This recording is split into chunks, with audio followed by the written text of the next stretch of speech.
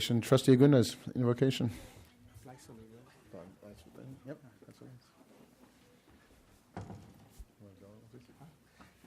Everybody please rise for the Pledge of Allegiance.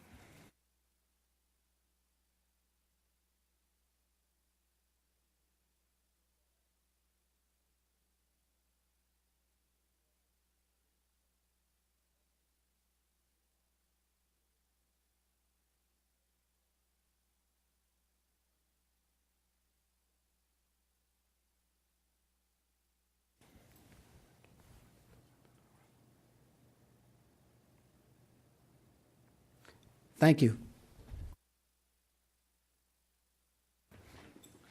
Thank you, Trustee Agunas. We will now recess the meeting at 5:06.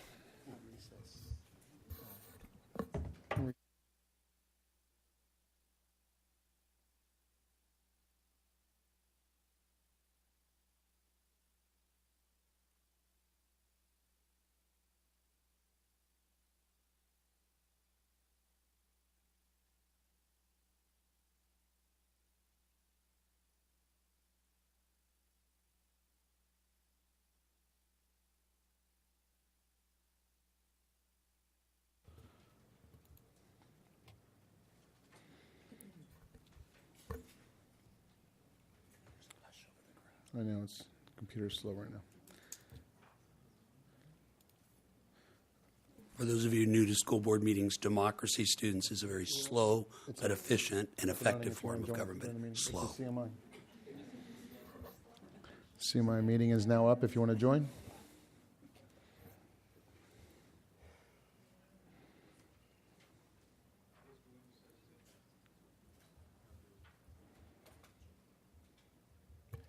Is everybody in? Okay, thank you. Okay. This meeting will come to order at 5:07. Revision, adoption, ordering of agenda. Do I have a motion?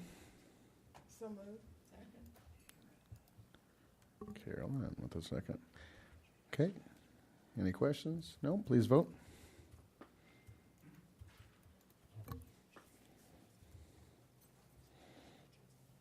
Thank you.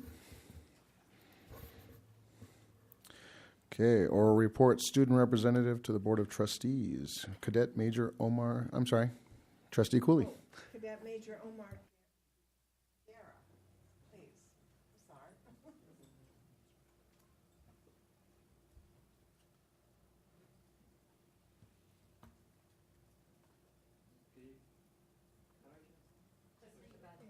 I'm sorry. Okay.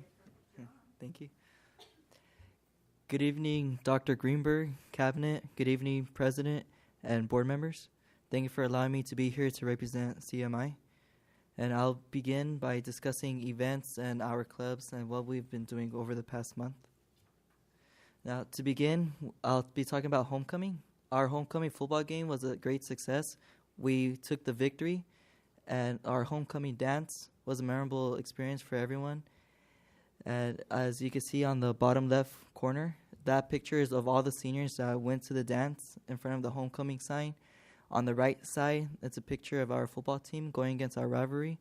And on the top is a picture of my date and I. And, and what was great about it was I won Homecoming King. And when they called my name, my friends lifted me up and carried me to the stage. So that was pretty unique. But the only downfall with the homecoming football game is we lost our best defense player, Emiliano Sotelo, because he severely injured his knee. So currently he's off the season until further notice. During the the past week, we had a Spirit Week, and this allowed our cadets to express themselves through the themes of each day, so they could get out of the uniforms and they could be more comfortable and feel like they're at a normal high school. And and there is days like Twin Day, as you can see on the right corner, that they are actually a real pair of twins at our school, and they chose to dress up the same. And on the left, that was the Friday of the week, which is CMI Day, where they got to wear any gear that represented CMI. And our art club, we're making shirts for our cadets and the clubs. So if they have any submissions or designs to represent their companies during our field day towards the end of the year, and whichever best drawing wins, they could submit that, so that could be the company shirt. And if you're kind of confused by that photo, it was our first place prize winner, Gabriel Valadez, which won the Paris Art Fair. And our multicultural club, this is the first time we've done it at CMI, and it's going off really well so far. Our students already learned many areas about the Chinese culture, and if you're wondering what that dragon, half-lion mask is, it's, you know, the parades where they have the dragons and the festivities? Well, we're trying to make a lion one. So right now it's still in the process. And currently they're going through the Latin American culture and their dances. Our Interact group, they recently went to a Interact district assembly in order to grow the community, like plans of how to better serve the community and how to feed the homeless and other community projects. And CMI's first annual Inland Empire State competition. This is the first time CMI had the privilege to host this. It was last Saturday, and on the left you could see our middle school color guard team. They took first and third place, and on the right side that's them competing, and on the middle was another middle school team from a Moreno Valley Military School that was part of the Cadet Corps. And March Air Force Base was kind enough to lend us some of their airmen so they could be the inspectors and judges. And a new plan that we're bringing into initiated at school is called the late bus plan.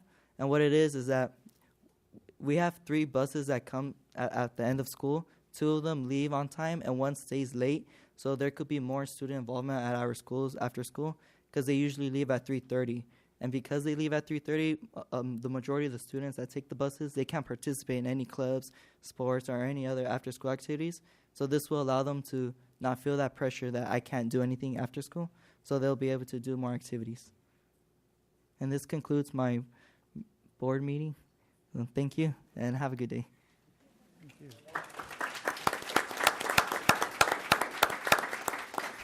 Thank you, Mr. Guerra.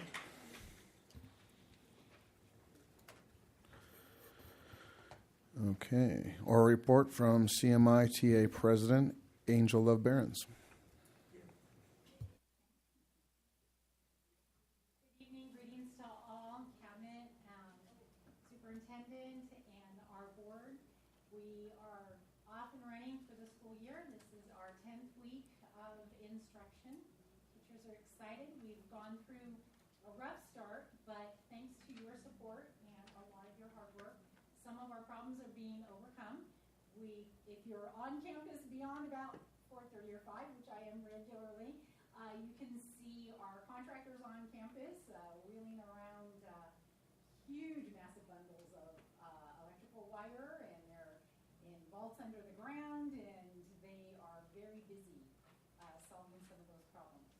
We look forward to having new ventilation and AC within the next month or 2, from what I've been told, in our locker rooms.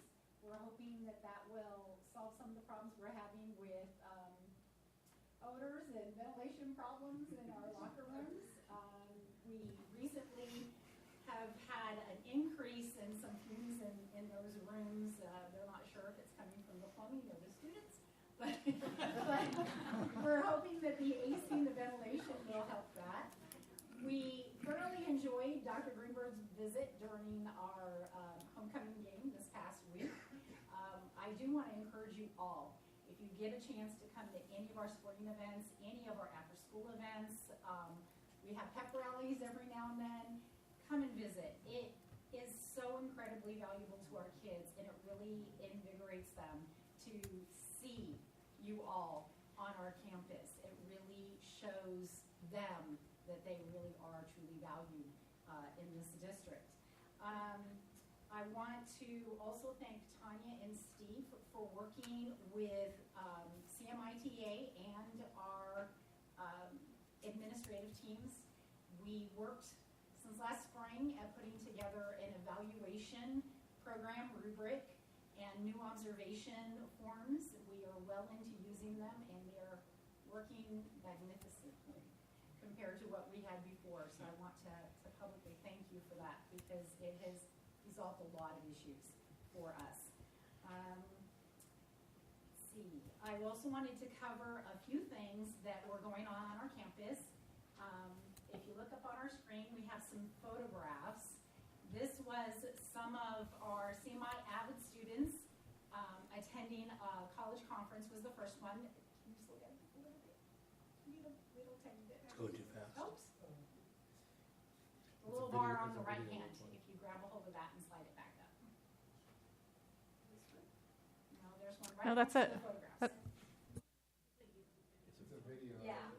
Anyway, you'll see videos, and please feel free to look at this. You show the presentation that's going to be happening with honors in just a moment. Some of the other activities that have been going on campus is we did participate full-heartedly, every single one of our students, in our college day that went district-wide, thanks to the support of Brent Bennett. Our kids were really super excited about that. I had 7th graders. They did career planning on Career Zone and had a blast doing it. Some of the other things that some of our teachers have been participating in, Mr. Valdivinos, one of our history teachers, had been growing silkworms in order to demonstrate silk manufacturing and production for history classes, for medieval history classes. And then we also used them in our 7th grade life science classes to show life cycle of a little tiny egg hatching into a caterpillar and then growing into a moth. And then we also have, Mr. Osborne was one that accompanied our students to this past week's assembly with Interact out in Beaumont. A little bit more on that. Our students were engaged with 7 international students that are here on an exchange program and 170 other Interact students from throughout San Bernardino and Riverside counties. They participated in a 7-hour assembly that taught and supported leadership skills for them through our Interact Club. So thank you, and again, I invite you all to come and visit anytime. Thank you.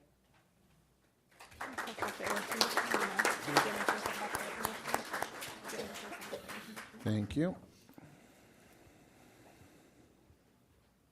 Principals update, Mr. Rhodes. Good evening, President Nelson and Board, and Dr. Greenberg and Kathy. Want me to do it again? They've pretty much said it all, but I do have some things I want to kind of emphasize. But I'll start in a different direction. On Friday, we have the pleasure of being visited by the California Cadet Corps leadership. There'll be a general and 2 colonels on our campus observing the military aspect of our school, and I'm looking forward to that.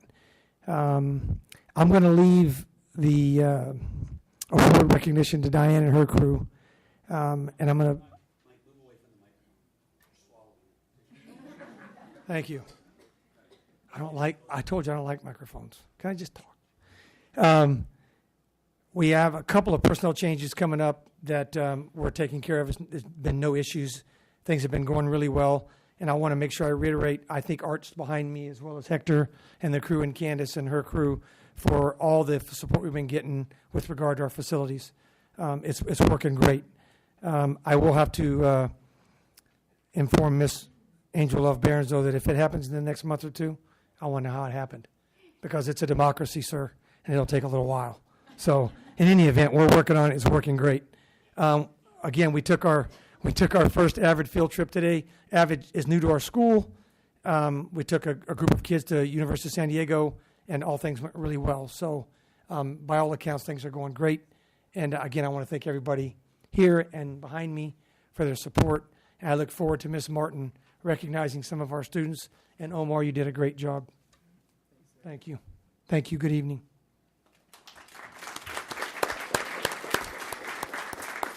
Thank you, Mr. Rhodes. Action item, discipline. See my suspension report. Do I have a motion? So moved. Second?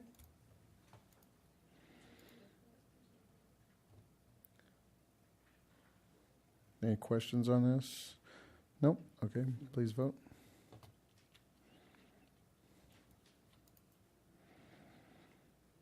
Thank you. Invitation to address the Board of Trustees on agendized and non-agendized items. It does not look like I have any, so we will continue on. Consent calendar, do I have a motion? So moved. Second? Okay, please vote.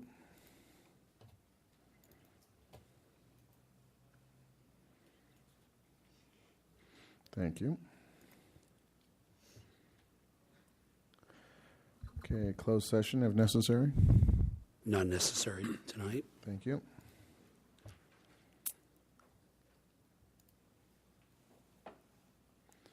Other items by the superintendent?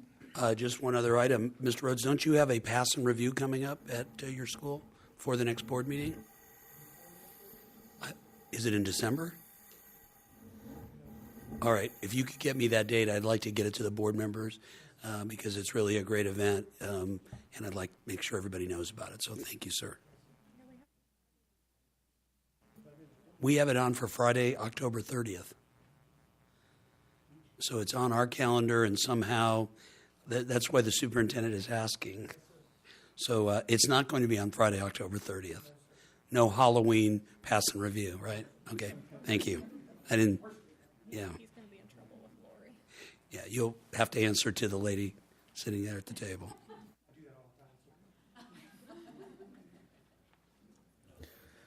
Okay, thank you.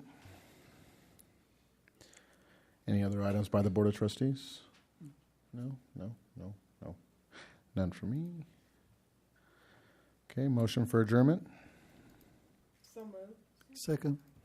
I heard Carolyn say first. All right, please vote.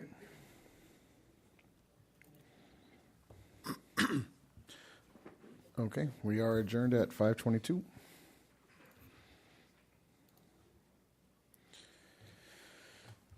For those of you watching for the first time, we have two meetings. We have the California Military Institute. It's a charter school, and it's a dependent charter school. So this board is their board as well. And usually we used to have them at the end of the meeting. It was really unfair because they had to sit through all the school district stuff. And so now we do them first. And so that meeting is over. And now is going to start the meeting for the Paris Union High School District. So little explanation.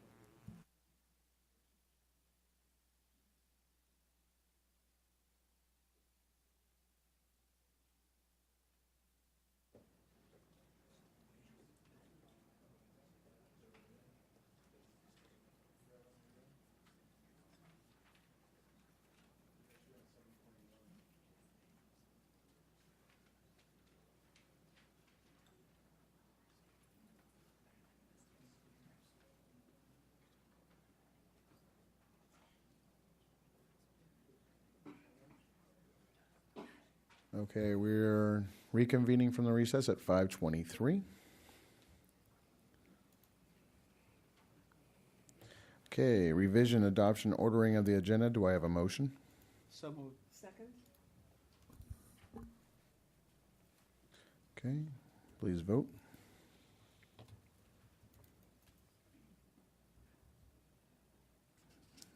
Thank you. Report out of closed session. There's no report this evening out of closed session, Mr. President. Thank you. District update by the superintendent.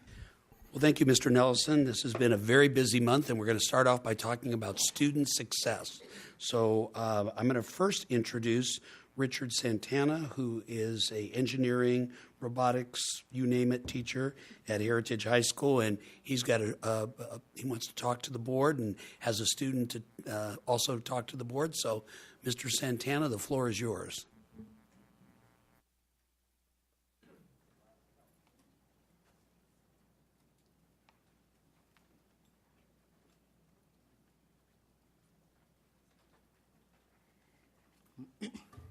Good afternoon, Dr. Greenberg, Cabinet, President Ellison, Board. My name is Richard Santana. I teach engineering and robotics at Heritage High School, and this is... Hi, my name is Hayden Gosting. I'm a student of Mr. Santana's in his engineering class at Heritage High School. He's a sophomore. last year, Hayden took my class, Introduction to Engineering Design, and he really embraced the whole design process and the whole CAD 3D modeling experience. And so I opened up to my class, look, Autodesk, a multi-billion-dollar company, holds a competition every year. And this competition's open up to 192 countries and thousands of students from around the world. And so I opened it up to everybody, but I really emphasized on 4 of my students, 4 of my brightest students, Hayden being one of them.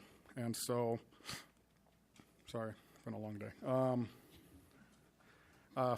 So Hayden being one of them. And Hayden, if you want to kind of explain a little bit about what you did.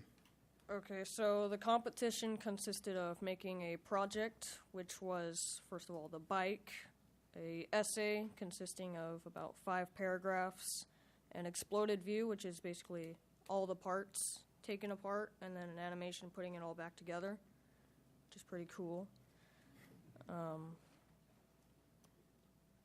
I have some slides to show in this flash drive. Is it a little too late to put the slides up?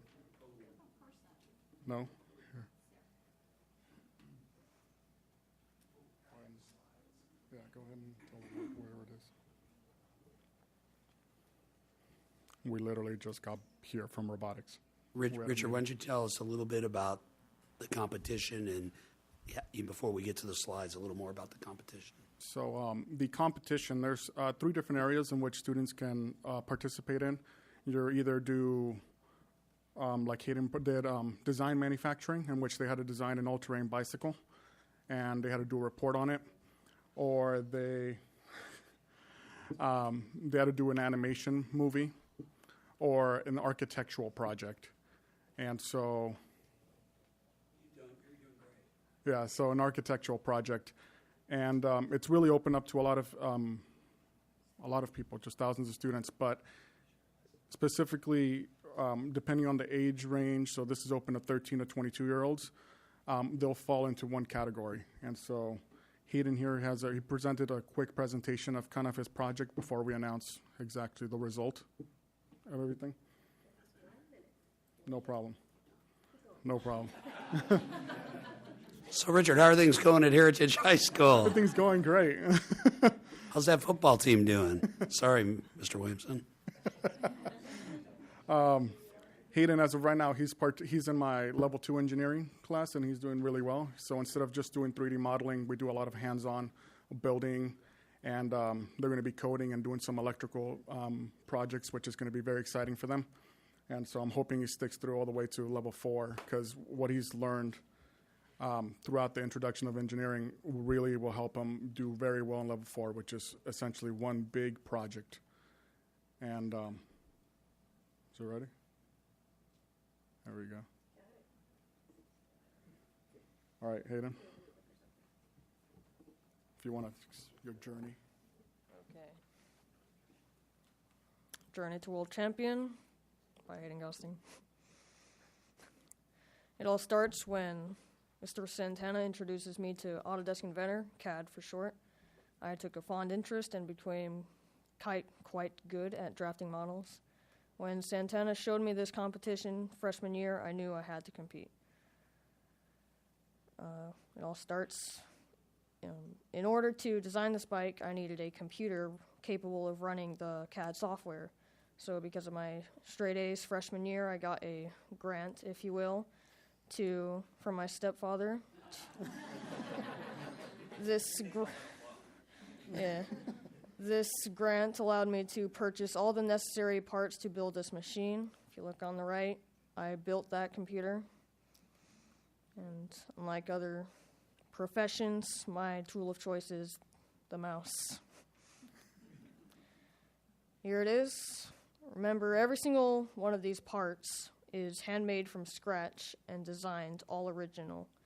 It wasn't easy. I made everything from the nuts and bolts to the entire chassis, which is very unique. So, yeah. In the end, any questions? Well, not really. This competition. I think everybody wants to know now, What happened in the end? Who won? Me. And I mean, your teacher just indicated there were how many competitors? So it was open up to 192 countries, thousands of students from around the world. And Hayden came in number 1 in the world champion for 3D modeling and the manufacturing design. I mean, do we all know what we've just heard? It's amazing. I'm going to stand up for that. Wow.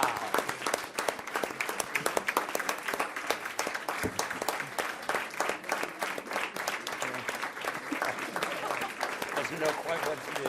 I wouldn't either. Wow.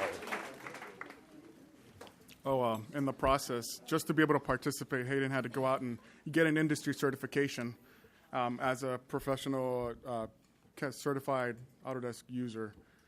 And so. And what does he win as a result? So he got a certification. Yeah. But as far as the prize goes, this year he's going to be attending Autodesk University, which is a 3-day conference in Las Vegas, in which he's going to be talking to a whole bunch of engineering professionals. The CEO of Autodesk, a multi-billion-dollar company, is going to be there. Tons of events, and he's signed up for a whole bunch of classes, and so that alone is a pretty big ticket. He also is going to get a few prizes over there that they haven't announced yet, and along with a gift card, and so it's quite the conference. It's a huge spectacle, thousands of people. Well, Hayden, on behalf of the district, congratulations, Mr. Santana. This is amazing, and it's a whole new world for kids in school to be able to learn what you're doing. And I hope you'll end up going to college, but my guess is you could be like one of these guys that like created Facebook, goes, I don't need to go to college. But did you look for somebody who could maybe help do your human resource work? I should be retired then, and maybe you and I can hook up at the end of the meeting. Congratulations to both of you. Thank you.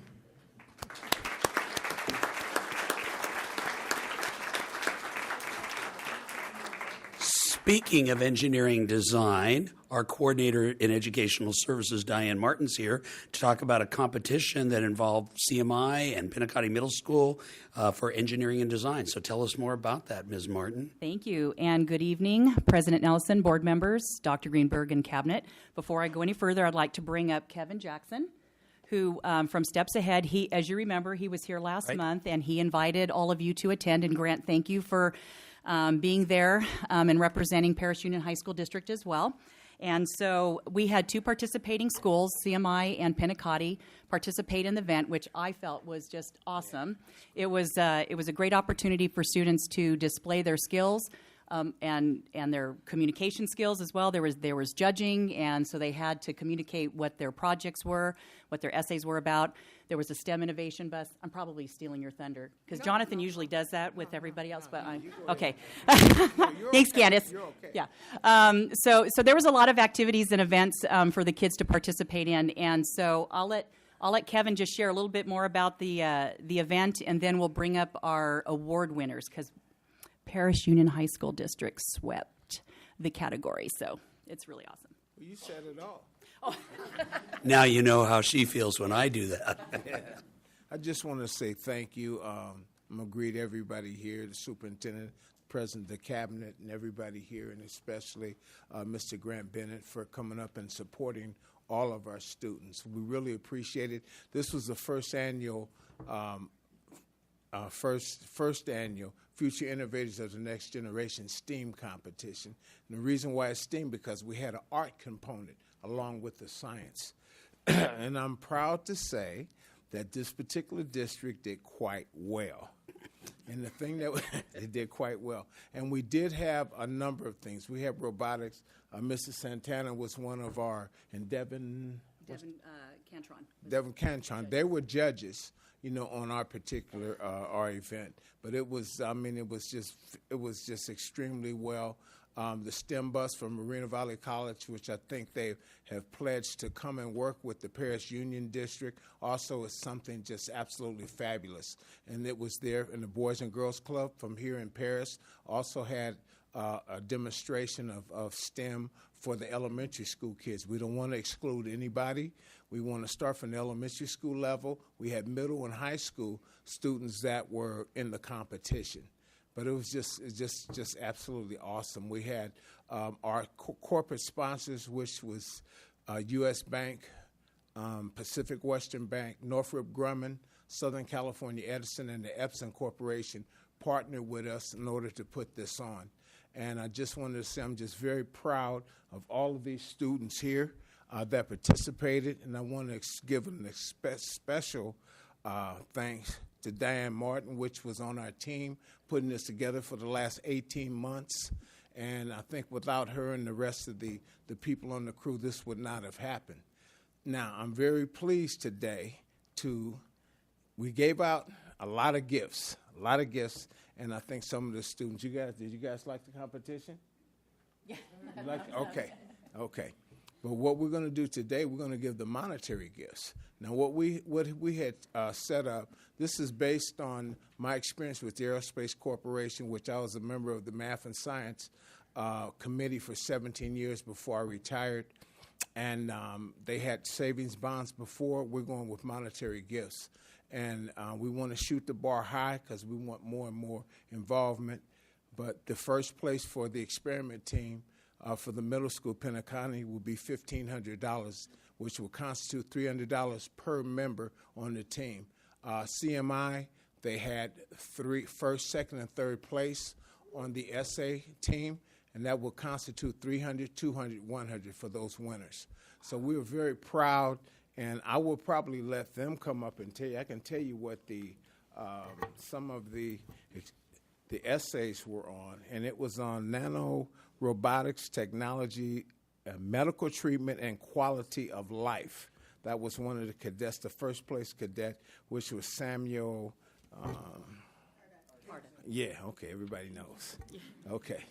Then the second place went to Sonia Singh, and the third place went to, I can't pronounce his name. Marquise Tipton. So, and then also, I don't have the information for the Pinnaconny first place team. She's going to do that for me. But I'm here to write checks today, So I'm just very proud and just thankful for all the support here. Next year, it will be here at, from Diane told me, it'll be at Paris High School. This competition will be next year. And so we're looking forward to partnering with the same corporate sponsors that we had now. It's going to be bigger and better. Next year, we had Chick-fil-A did our lunches for us, which came out very well. And it was just absolutely a fabulous event. And we had a city councilman from Moreno Valley was also one of our judges. So it's just a great event. The military was also involved. We had, I think, about 4 people from March Air Force Base with STEM backgrounds that also helped us. So I'm just so pleased. I'm still floating around here as to what had went on and the innovations that these students had.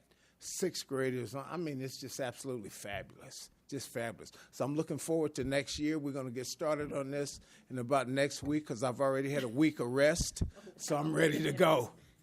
Wait till after the holidays. Okay.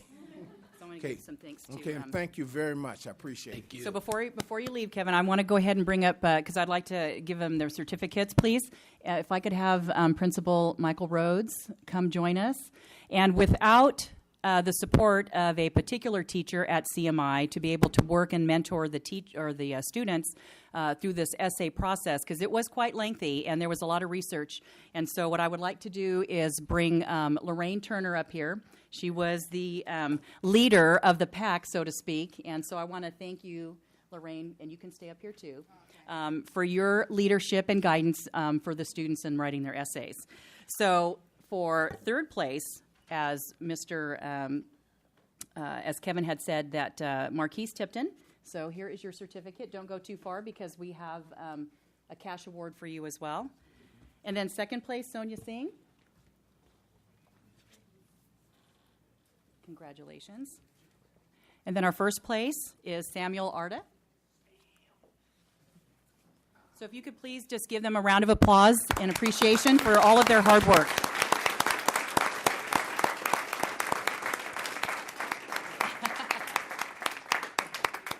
Thank you. So, picture? Who's got pictures? Oh, I guess got to turn this. There you go. Okay, pictures. Parents and moms are here, so we got got it.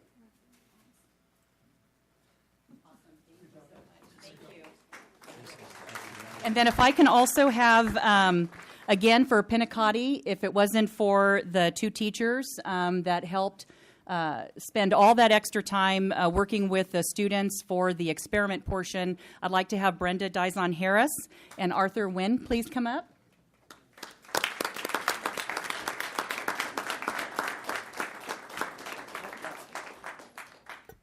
And I'm going to have Brenda share the certificates with the students that were on the team that took first place in the middle school competition. First place. Here are the future engineers and programmers of Pinacati Middle School, and I would like to present Andrew Bobadilla. Please come up.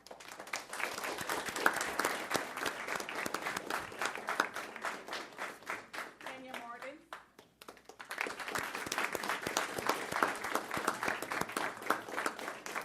Ruth Rivera.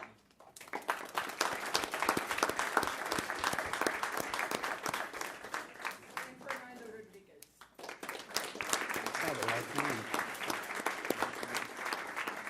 I apologize. I also want to introduce new principal, Loretta Houston, also. You've just been initiated. Diane, not yet. The board hasn't approved Oh, it I'm yet. sorry. Okay. I'm Close. sorry. We are hoping. You're almost there. Interim principal. Well, the students created a biomimicry of a robotic service dog. They programmed it and built it from scratch. Wow.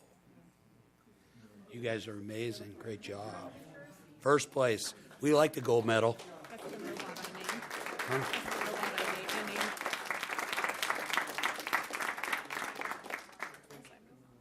Thank you. Thank you very much. Thank you, Diane, and congratulations to our students, and thank you to our teachers for all that they do for these great students. What do we say? First place isn't the only, winning isn't everything, it's the only thing. Congratulations. Okay, here we go. Board, we always talk about college and career readiness, and here's an example of a little bit of both. Recently, Stacy McPherson, who teaches at Heritage High School, took a group of students, and I want to read this to you. She sent this out to the staff at Heritage High School earlier this month.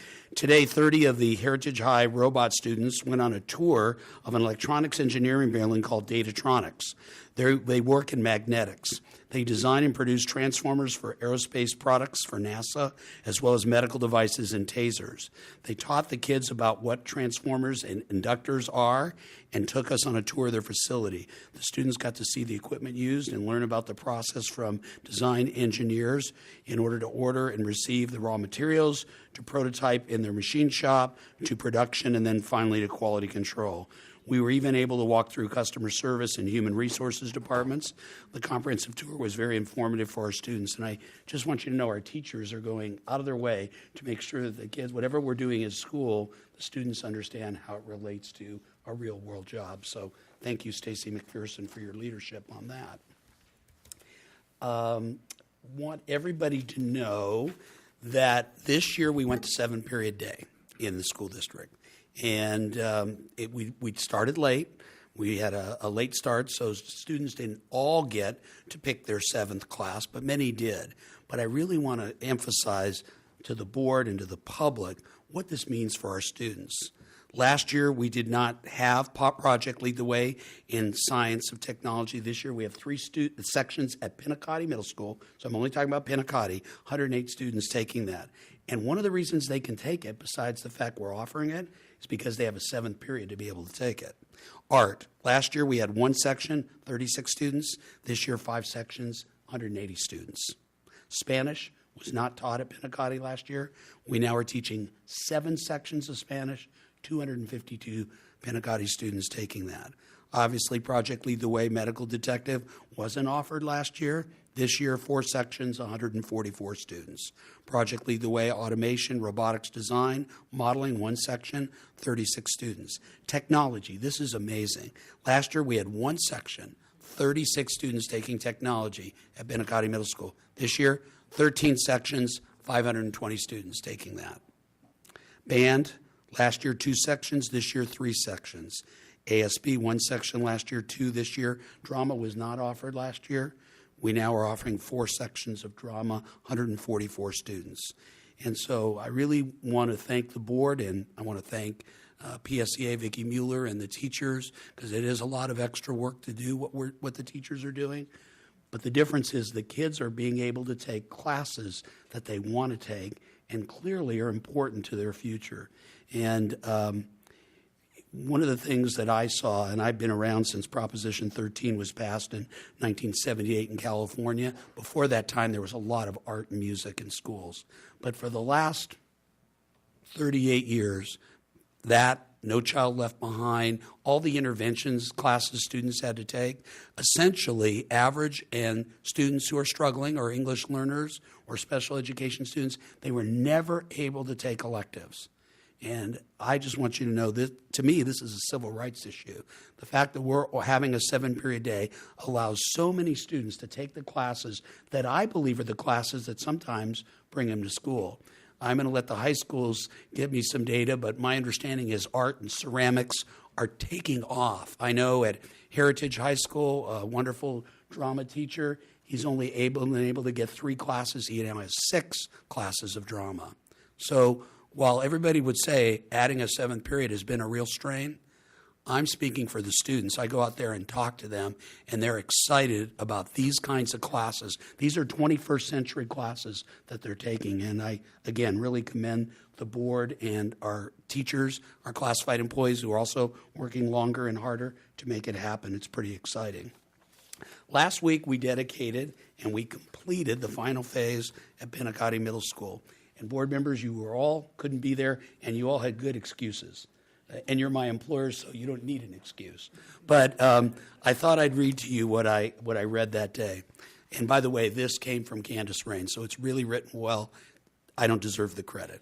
Good afternoon and welcome to the dedication ceremony for the final phase of Pinacati Middle School Expansion Project.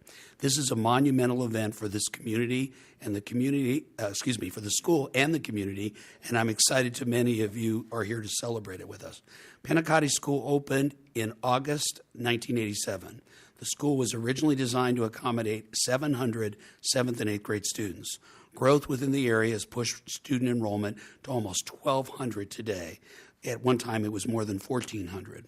When we broke ground on this project in June of 2010, more than 5 years ago, the degree of campus overcrowding had created a less than optimal teaching and learning environment for students and teachers. Candace is saying it nicely.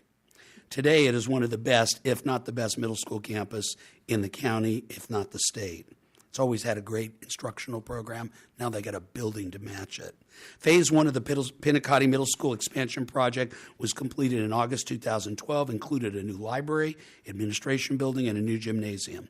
Relocating the library and administrative offices from the former main school building enabled these areas to be converted into dedicated classrooms as part of the second phase of the project.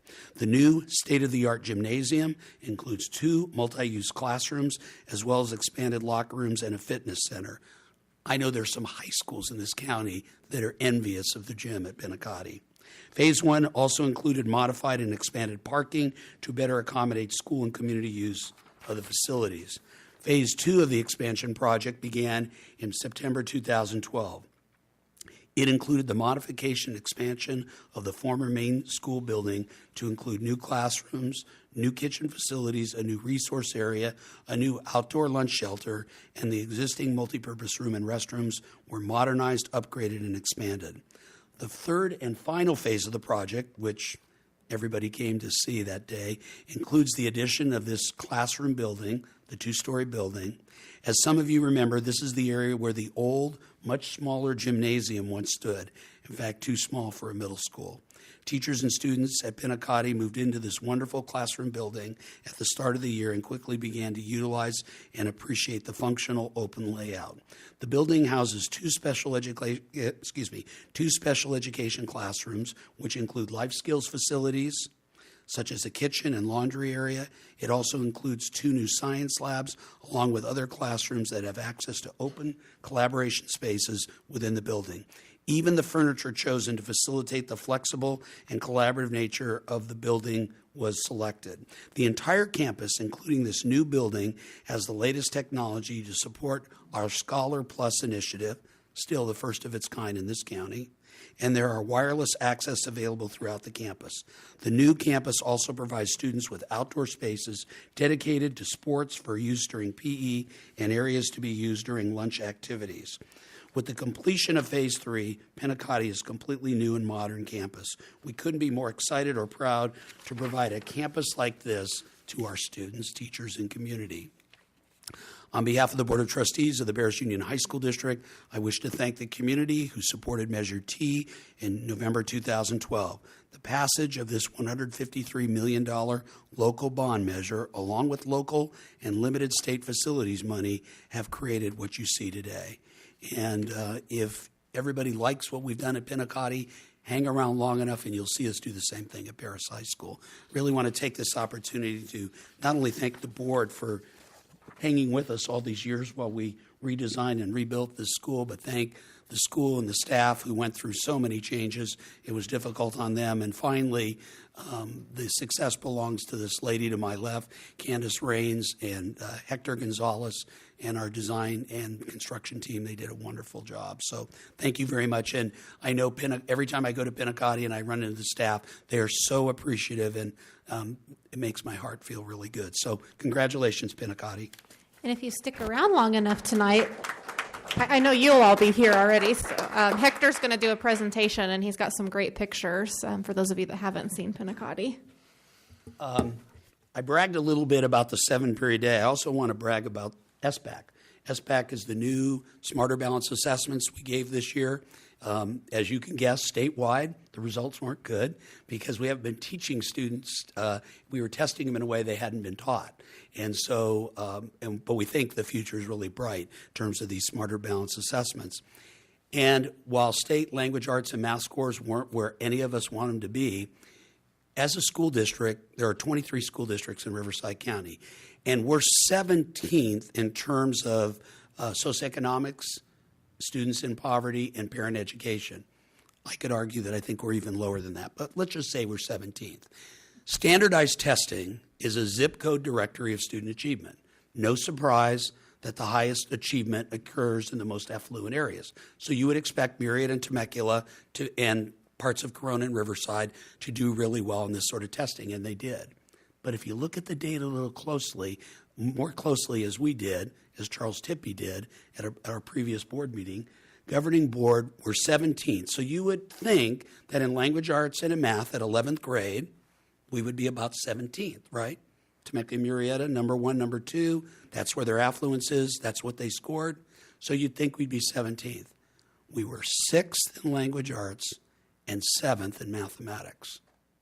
So what does that mean? It means our students, our teachers, everyone is swimming really fast upstream against a current that's going against you. So I really want to take this opportunity to thank everyone that it's working so hard. And I think Scholar Plus is a part of it. I think our professional development is a part of it. I certainly don't want to leave parents out of the equation. The fact that our parents are expecting our students to work harder. And I know students, when you go home and they're on you about doing your homework, it's important that you do it, but the results are really impressive. And governing board, we can do even better than that, but when you're 17th and you're 6th and 7th, those are scores to brag about. There's not another district in this county that has those kinds of results. And so I'm very, very proud, and I thank everybody for making that happen. Finally, I believe it's my last item. I think it is. Last week, in case you didn't know it, oh, I know, everybody's thinking it's October 21st, and whatever, does anybody remember what was supposed to happen October 21st, 2015? Back to the Future, the Cubs were supposed to win the World Series. I don't think that's happening.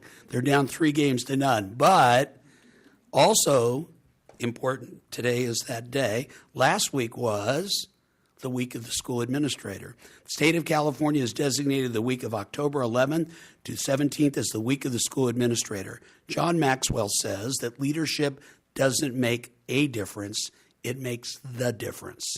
I want to thank each and every one of our certificated and classified managers, principals, assistant principals, directors, the people that sit to my left.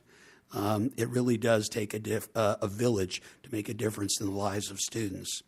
And of course, I got off my track here. What I want to say is every person, regardless of what they do in the district, are important in their own unique way, contribute to our success. Our administrators, our leaders, who are indispensable in the delivery of the vision that is set by these people to my right, and the support they give to teachers and classified employees is critical to our success.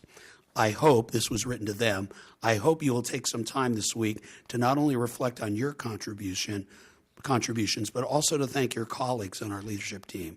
We look forward to celebrating you as leaders next Monday at leadership team meeting. We got all of our leaders, thanks to Tanya Davis.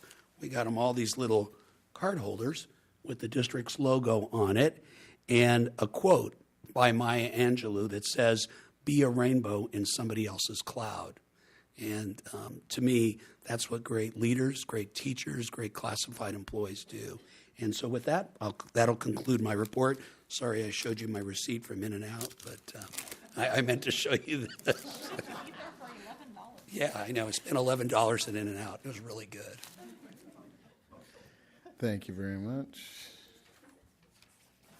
Student representatives to the Board of Trustees. Dr. Rouse, you're first.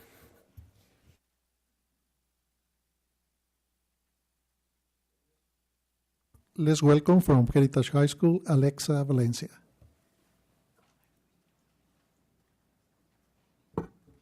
Sorry, I'm really nervous. Oops. Good evening, President Nelson, Board, Superintendent Greenberg, and Cabinet. I am Alexa Valencia. Please excuse the way I'm dressed. This week is our sweetest homecoming of all Spirit Week at our school, and we're getting ready for our homecoming game and homecoming dance. On Friday, our undefeated varsity football team. Ooh, cold. That was a cold shot for a game that's coming in 10 days. We'll see what happens in 2 weeks. We'll see. You're going to want to come back, don't worry. We'll take on Temescal Canyon High School. We will enjoy the band performance prior to the game and our halftime combination dance of the cheer team, the dance team, and the Royal Family. The Royal Family is a new thing we started this year, and it is something ASB wanted to do. And instead of doing a Royal King and Queen, we've done a Royal Family. So ASB wanted to recognize all the students that are part of the club members and sports team. So we got one representative of each sports team and club to come and do a performance, and they're really excited. So we hope you are able to attend our game. So September and October has been a busy month at HHS. In addition to getting ready for homecoming, in September we had our first blood drive live stream hosted by Key Club. They collected 152 units of blood, which saves up to at least 456 lives. We had one of our most successful back-to-school nights ever on October 5th. We had positive feedback from students, parents, and staff. The college kickoff was a great success at HHS. Our staff, especially the counseling staff, worked extra hard to make this day successful. On the 16th, Link Crew hosted their annual freshman tailgate party. We had approximately 300 freshmen out there. The athletic director, Mr. Scott Moore, organized a staff barbecue tailgate that evening as well. The HHS Drama Department performed Midsummer's Night Dream this past weekend, led by the director, Mr. Greg Newman. They continue to amaze us with their talent. Upcoming events we are excited for include California Scholarship Federation has over 100 members in the junior and senior class who will be conducting a canned food drive to help the Menifee Food Cupboard prepare for Thanksgiving. French Club also will be taking 40 students to San Diego for a French language tour of the Art Museum in Balboa Park. Interact Club is sending 10 student volunteers to the Menifee Fall Festival to help with the Kids Zone and the costume contest. FFA last night had an open and closing team competition. The novice team won second place, the advanced won second place, and the officer team won first place. Heritage High School has a world champion, Hayden Gosting, a 10th grader named the world champion in the manufacturing design category of the Autodesk Computer Aided Design Competition. Some other events we are looking forward to are the Red Ribbon Week next week. The talent show is coming up quickly on November 5th. Seniors Also been starting all of our senior activities and we had our parent senior night last night, and it was a great success. And finally, I would like to mention our Student and Staff of the Month. Congratulations to Jocelyn Ornelas Munoz on being our October Student of the Month. Also, congratulations to Mr. Michael Madison and Ms. Lean Hepner on being our Teacher and Classified Staff of the Month. Thank you for your time and support of Heritage High School.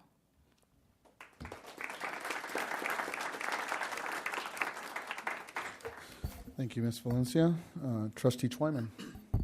From Paloma Valley, oh gosh, somebody new. Oh yeah, Princess Serafio, I think in Cava, Madrid. Yeah, sorry. Also very nervous.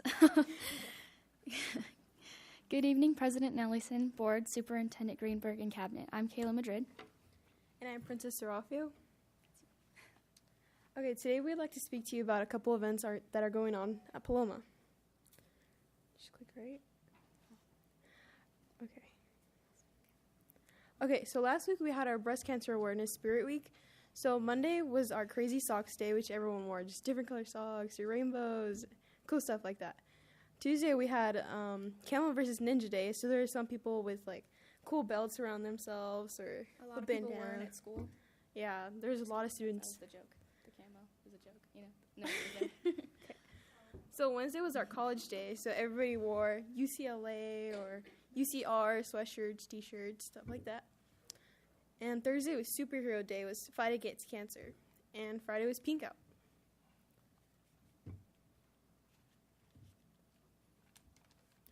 Okay, our varsity football team actually beat Elsinore 42-7, which was great. We did really good that night. And here's some football players that are actually wearing pink to support the Breast Cancer Week. Oh yeah, and also these are our new uniforms. Oh. Okay, so usually we do a maroon platoon to support our varsity football team. So this year we did our pink platoon to support breast cancer. A couple of our cheerleaders. Varsity.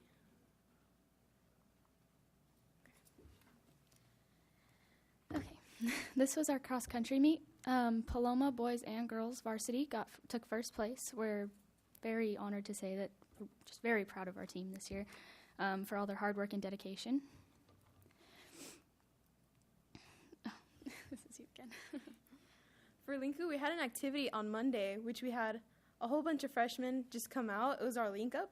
And so we had a bunch of activities, like, for example, pumpkin bowling, where we had a bunch of bottles and a couple baby pumpkins, and they'd have to roll them to get all the points. And if they did hit all the bottles, they would get candy in return.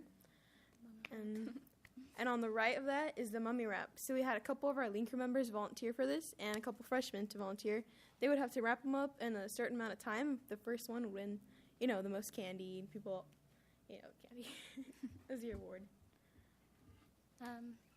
This was College Day. A lot of our staff dressed up in spirit of this College Day. They were all very excited, and a lot of the students were as well. Plenty of our kids were taking the PSAT, while a lot of us were participating in College Day, which was our alternative. And we had all branches of the military come and talk to us about the tests you need to take and how to get in and the financial view of everything. And it actually motivated a lot of kids to want to do that in the future, and so that was really cool.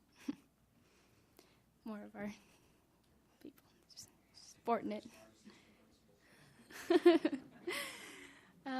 Also, that same night, we had college night where we brought the parents in, and we had them, we talked to them about how to help their students get motivated for college and how to fill out college applications. And also that day we had our seniors actually fill out college applications, learn how to, and they learned a lot, and they found it very beneficial to their futures.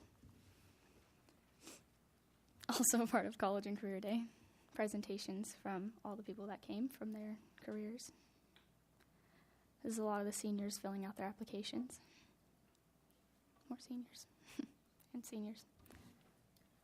Okay. Also, we got a new stoplight on Bradley and Holland, which is great because before there was traffic and there were students trying to get by and there was honking. It was just terrible. So now that this is going on, we actually drive by that every day, and it's great. There's students, they actually have their crosswalk now, and they know when to go, and cars know when to go, so that's a great thing. Thank you. Is that it? Okay. Coming up on November 5th, we are having Day of the Dead, and I was actually in Spanish last year. It's actually a really cool thing. It brings the J buildings is where we have our Spanish classes, and we decorate the entire J buildings. They bring like taco trucks, and we have music, and we get to make all the decorations as a class, and it's just a really cool time to. It really just shows the Spanish culture and everything. It's really cool. And coming up, we have Career Day on Monday, which is part of our Spirit Week for the Heritage football game. And despite what happens there, this brings up another point. Our school feels very close this year, and it's really cool. I don't feel that whole superiority thing of the seniors and the upperclassmen. I think it's really great how close we came this year. So thank you for your time. Aren't you going to take a free shot at Heritage? I mean, come on, the Menifee Bowl trophy doesn't have to stay at Heritage forever. And it probably won't this year. Yeah, well, we're... All right, I let you do that. But just remember, Paris always says basketball's right around the corner. Thank you, ladies. Trustee Cooley. From Paris High School, Melissa Vasquez and Alexandra Vila.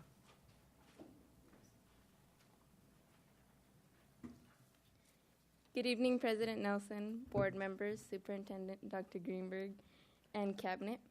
I am Melissa Vasquez, junior class president and school board representative, along with my fellow board representative, Alex Vela. On September 30th, we had over 20 clubs participate during both lunches to bring awareness to their club. Some of the main highlights were Glee Club singing and having our Mecha royalty.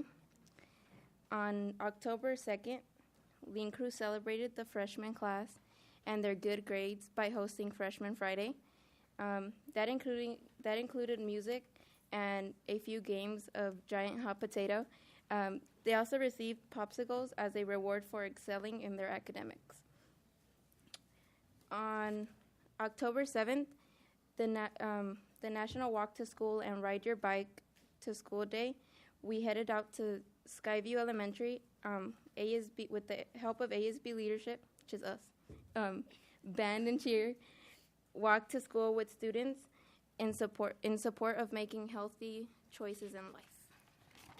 And on October 14th, we had our first annual college kickoff. Each grade had a specific class and activities to do in there to motivate the students to go to college after graduating. The senior class also attended an assembly that introduced them to all the available senior gear, essentially kicking off their senior road to graduation. As for me, I took the PSAT. Yesterday, we had our grad fair. Local vendors came and previewed their products. Those in attendance included the ASB senior class, Jostens, Chairs, Memories, Neff, Varsity Jackets, and Fire Tux. Paris FFA had an amazing time at the SoCal Fair this year. We had 65 students who participated. Paris FFA placed first, second, and third in horticulture landscape. The best show rabbit, we got first in that. And congratulations to Bradley Wade, first champion goat that was born and raised on our school farm. The goat team also won first place in the chapter group. And lamb, we won reserve championship. So congratulations to Jesus Piguro, and the lamb show team also won first place. There's a lot more winners, and there's just too many to list, and I have homework, so I'm just going to leave it at that. It sounds like maybe Paris did better than Heritage at the fair. I don't know. I'd rather not throw Oh, shots. okay, all right. Mr. Modelina's in the back soaking all this in. I know that we're only here once a month, but there are so many positive things happening on a daily basis at Paris High. So I invite you all to follow us on Twitter at Paris_ASB to see all the great things that happen between our visits. So as always, thank you for your time and attention, and have a good evening. Thank you. Board members, before the next students come up, Melissa has been here since she was a 7th grader at Benicati. She's about 2 heads taller than she was then, but I appreciate it, Melissa. Thank you, ladies. Trustee Agundez. From Pinacate Middle School is Rudy Chavera and Itza Maria or Itza Marie Arriaga.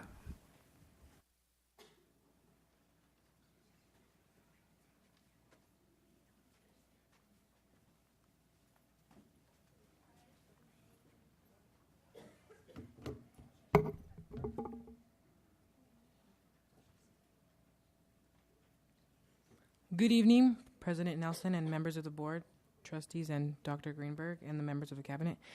I am Rudy Chivera. I am ASB's president. Here with me I have Itza Marie Arriaga and ASB treasurer, and Javier Chavez, our 8th grade rep. We are here to talk about great things that have been happening during October.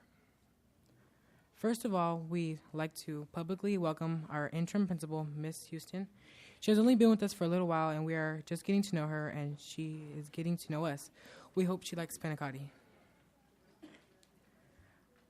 Our Penacati football team, on our past 3 home games, our Pumas have won all of them. The first game, the score was 38-8.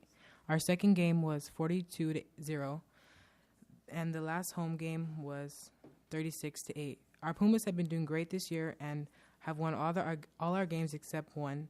And tomorrow we have an away game. On October 3rd, Pinacati hosted the annual LEAP Summit for Western Riverside County FNL and Club Life.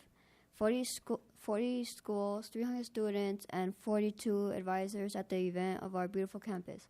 The day's activities were designed for the participants' grades. On October Last week, ASB and Club Life cooperated in 2 major activities. Our first activity was a Because Nice Matters tree. Students wrote down a random act of kindness on paper leaves and attached them on the tree of kindness on the board of the NPR. On Friday, we had the Heart Attack Friday. Use the letters of heart to create an astro stick using positive words written on a paper heart to give to someone. This weekend is Girls' Night In. We will talk more about that next week. Next month, sorry. This coming week, Club Life will be cooperating in all of the Red Ribbon activities on campus, including themed days and activities. One of the activities will be dumbstone graveyards for celebrities that die from drugs or alcohol use. Miss Mann and the 8th grade Spirit Club and Miss Krause and the 7th grade Spirit Club are planning some special activities to create spirited competition to see which grade will be the most spirited this year. We can't wait to see what happens.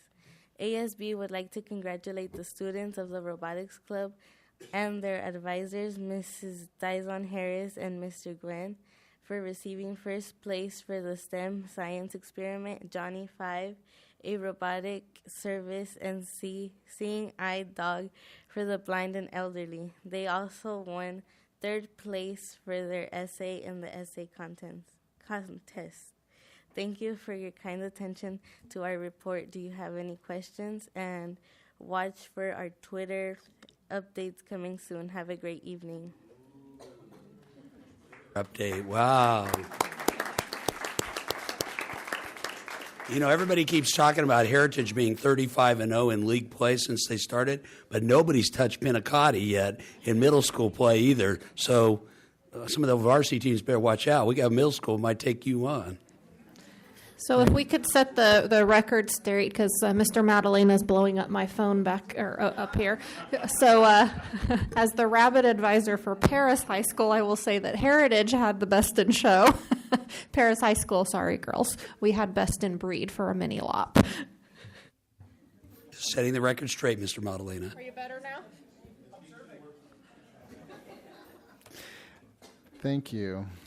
Okay, from Paris Lake High School, student representatives Maritza Ambriz, William Carter, Donovan Dolpe, Leslie Geraldo, Jorge Martinez, and Shanice Nesbeth.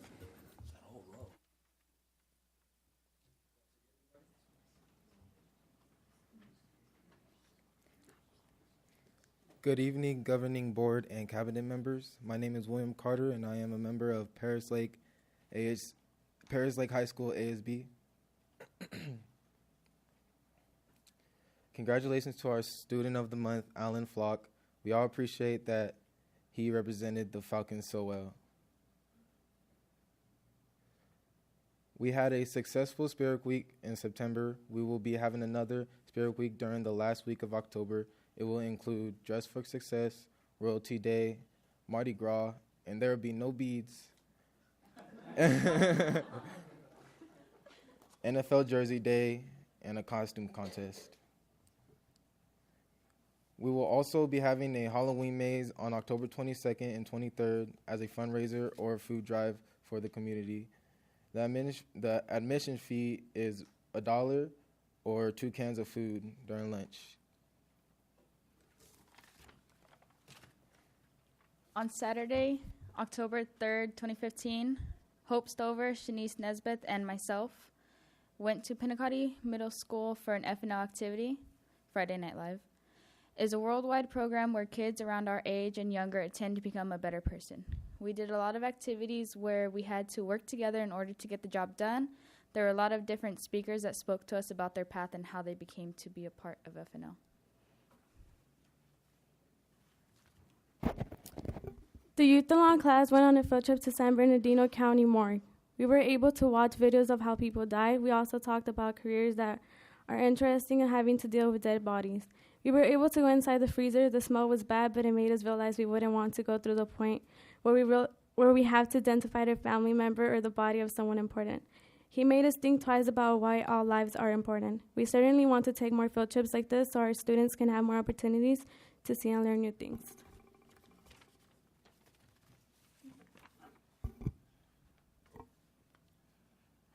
On September 24th, we had our back to school night, and it was very successful as we had twice as many parents as we did last year. We had members from our school district and this board came to that event, and we thank you for doing so. Parents had the opportunity to hear firsthand from our teachers what was expected and encouraged to participate to whatever degree possible in their child's education. ASB members handed out packages of booklets and information to the parents regarding seniors events during college Title I and FAFSA. We also had drinks, food, and snacks on sale as a fundraiser. In addition, we had our first art contest at the lake. Students were welcome to exhibit their artwork in the library. Our contest winner was Maggie Parson. Congratulations.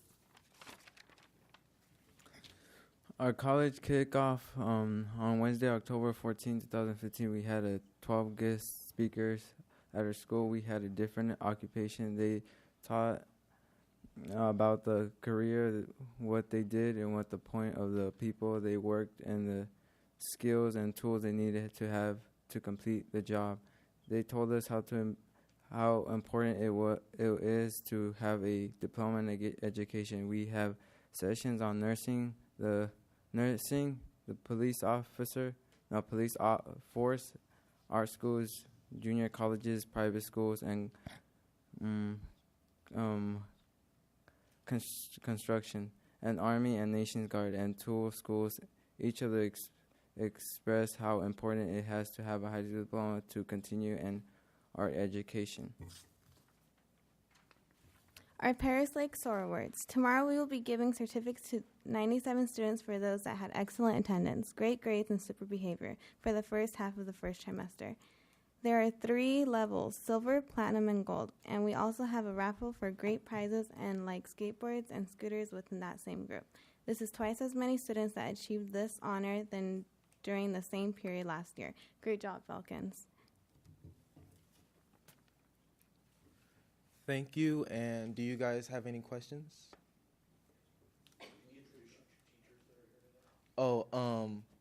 This is Miss Johnson, and that is Mrs. Puente. Ms. Puente. Mrs. Johnson and Ms. Puente. Thank you.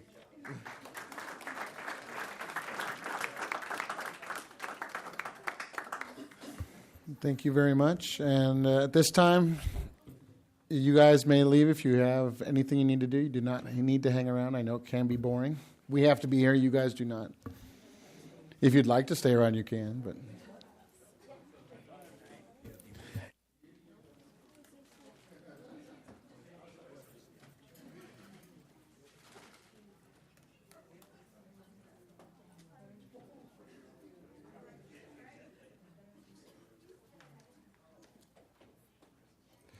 okay, thank you. Okay, yeah, now I have that effect on people clearing the room. All right, CSEA President Claudia Davis.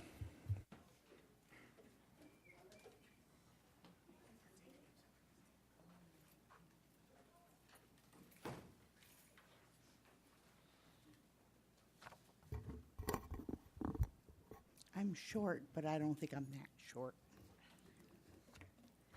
Good evening, President Ellison, school board members, Dr. Greenberg, and Cabinet.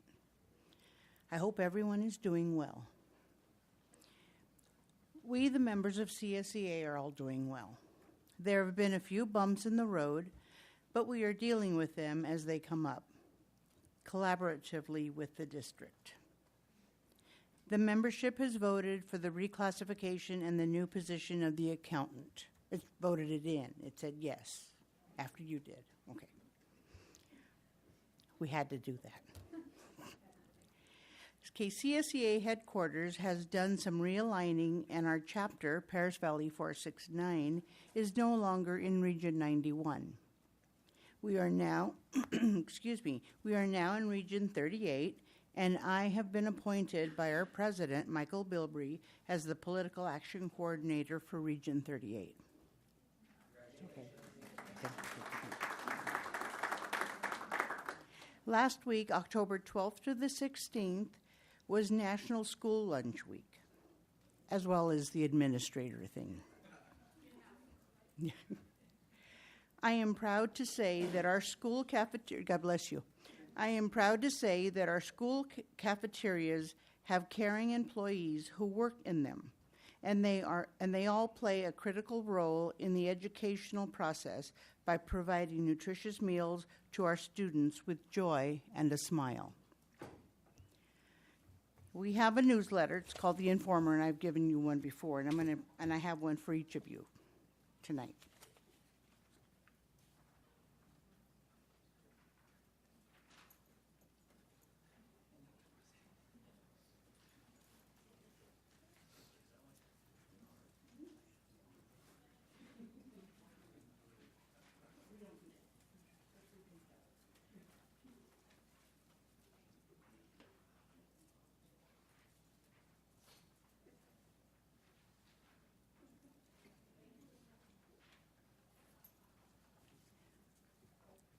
Okay, with that being said, thank you and have a nice evening.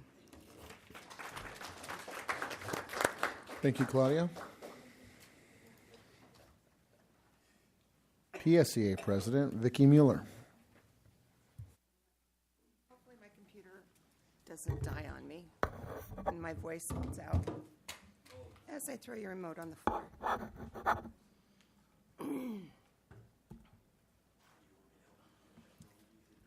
I think I'm good.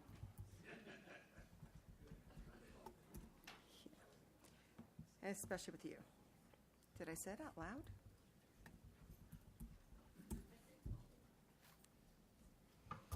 Technology. How do we ever live without it? And it's telling my password's wrong.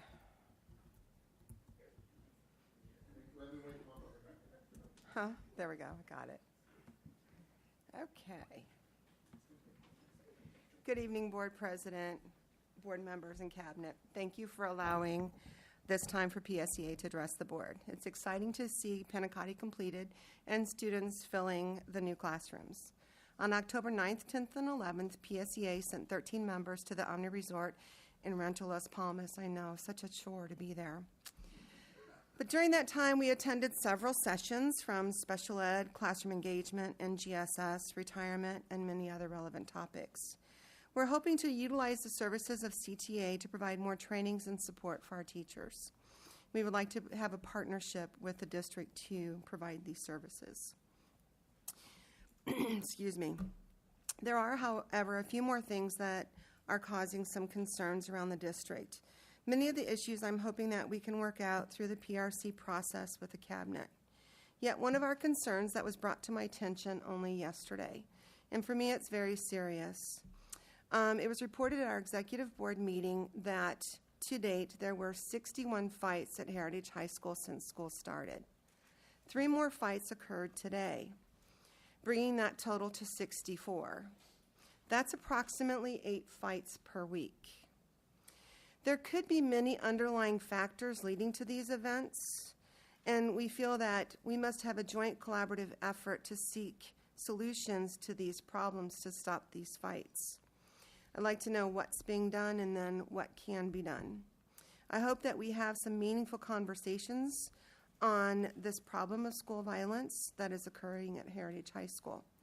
I've not heard the same situation in other sites. They are having fights, but nothing to the extent of Heritage. And it was also brought to my attention that it seems to be a lot of the younger classmen. And so, at Pentecostal, been highly involved in PBIS and those things, and I don't know, I haven't really had the time yet to go seek out all those, but I did want to bring it to your attention that it might be a hot spot that we need to address sooner rather than later. On a lighter note, I would like to extend an invitation to the board to attend the CTA School Board Dinner on December 10th at the Champions Club at the Retreat in Corona. I will be sending each of you an invitation. CTA also wants me to assure you that you will be seated in such a manner as to not violate the Brown Act. Okay? Actually, Vicki, there's no violation of the Brown Act as long as they're not conducting district business. They just wanted me to. Our board's been well-trained. They're really good. So due to upcoming back surgery on November 10th, this will be my last board meeting for a couple months. I hope to be back. I hope to see you at the dinner in December, but I hope to be back in January. So if you have any questions, thank you.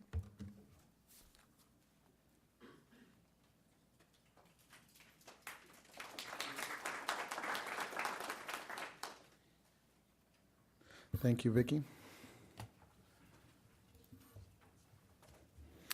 Okay, the invitation to address the Board of Trustees on agendized and non-agendized items. I get to read something here for you guys. A person wishing to be heard by the board shall first be recognized by the president and then shall proceed to comment as briefly as the subject permits. Individual speakers shall be allowed 3 minutes to address the board on each agenda and non-agenda item. The board shall limit the total time for public input on each item to 20 minutes. With board consent, the president may increase or decrease the time allowed for public presentation depending on the topic and the number of persons wishing to be heard. The president may take a poll of speakers for or against a particular issue and may ask that the additional persons speak only if they have something new to add. That being said, I have 2. First one is Tom Elliott, presentation from Riverside School Board Association. And just if you don't know, Mr. Elliott sits on the board of one of our collaborating districts, the Paris Elementary District, and good to see you, Mr. Elliott. Thanks for sitting through, wading through, and now you know what it feels like. As you know, my name is Tom Elliott. I'm representing the Riverside County School Board Association, of which I am the vice president. I have some awards I'd like to give you tonight, but to me, it's a privilege to sit back because the kids are gone, but we're on the board for one reason and one reason only, and that's to make sure that our kids get a quality education and get involved in as many things as they can. And what a great accolade tonight to have a world champion coming out of your schools. That's a fantastic thing. I also want to thank you as a board member from Paris Elementary School District, how much we appreciated Paris High sending over their students to have their walk with us in the morning. I know our elementary kids really enjoyed that, and both our principal and assistant principal said that it was just kind of the highlight of the week for the kids there at that time. Also, it's kind of interesting that you talked about all the accomplishments tonight, and as a board, sometimes we don't get the credit. And I was thinking, as a retired government teacher, who else would read Nietzsche? But I'd like to share with you a Nietzsche quote. It said, the failure to try is the greatest sign of stupidity. And on the aspect of us as a board and you as a school district, it's exciting to see that you've accomplished some great things.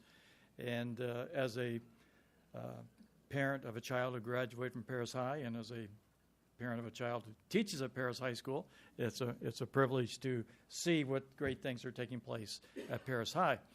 As a former teacher, I sent a lot of kids over to Paloma, so that was always a privilege too. But let's get on with the good stuff. At this time, I want to tell you about the fact that Riverside County School Board Association, what we do and what we offer. We represent you at the state level through delegates. Every March you get this vote, who to vote for, who you have no idea who these board members are. You know, that's us. So it's a privilege to represent you. Inside this little packet, we'll have what we do. We offer different programs, training new board members, all these different types of things we go through. We have a pen and a pin. And then, of course, we have this wonderful little packet, which is really great. So it's been a pleasure to meet with you tonight. And God bless each of you.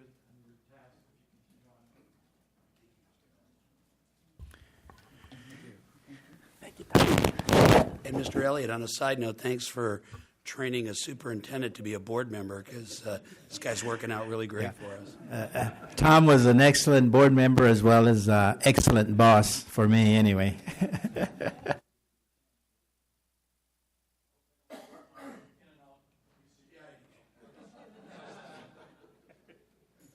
You know, now that I tell you too, Tom, they shorted me of some fries. I took out my mom for lunch and supposed to get 2 fries, and I only got 1, Steve. I thought you were in charge of In-N-Out. Let's go back and take. Thanks a lot, guys. Thank you, Mr. Elliott. Thank you, Mr. Elliott. Second one we have is on Paris High School problems. Pastor Abraham Capers Jr.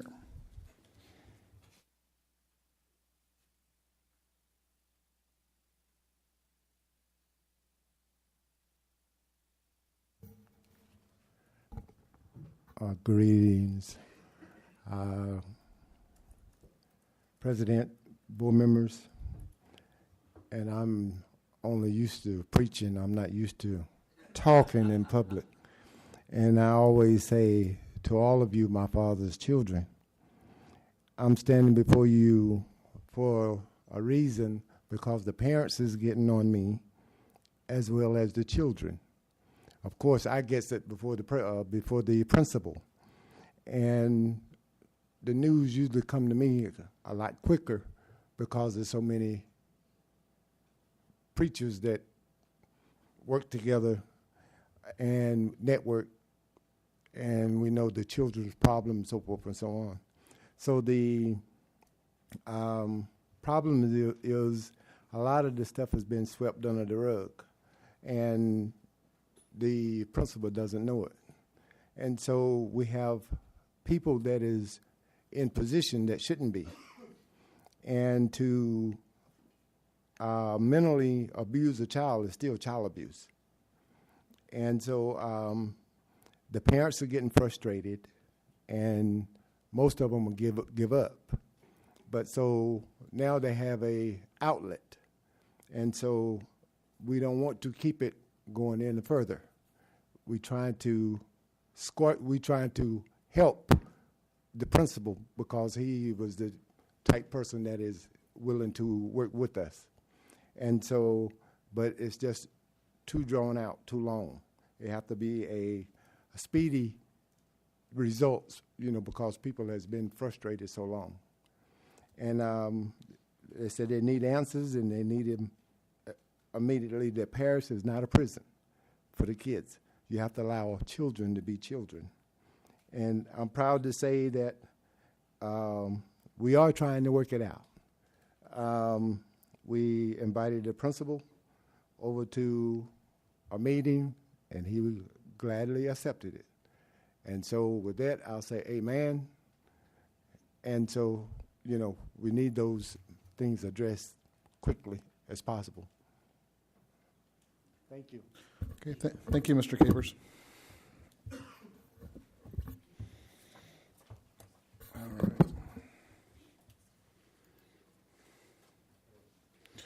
Okay, consent calendar. Do I have a motion? So moved. Second. Mr. President, I have a comment and some questions about the consent calendar. Okay. Is the time the right time now? Okay. This is the time.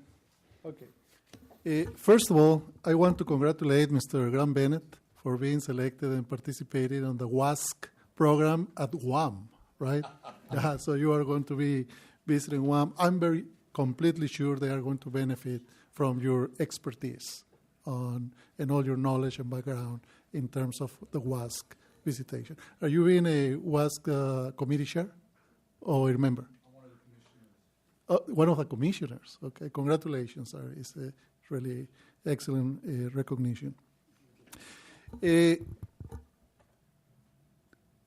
the last agenda, I noticed that the funding for one of the Avid field trips was Title I, and I said, okay, let me find out about that, right? I want to use it. Unfortunately, it was a mistake. So, well, too bad I cannot use that. But now in the consent calendar, I'm seeing that the Avid field trip for Northern California is funded through 21st Century Assets Grant.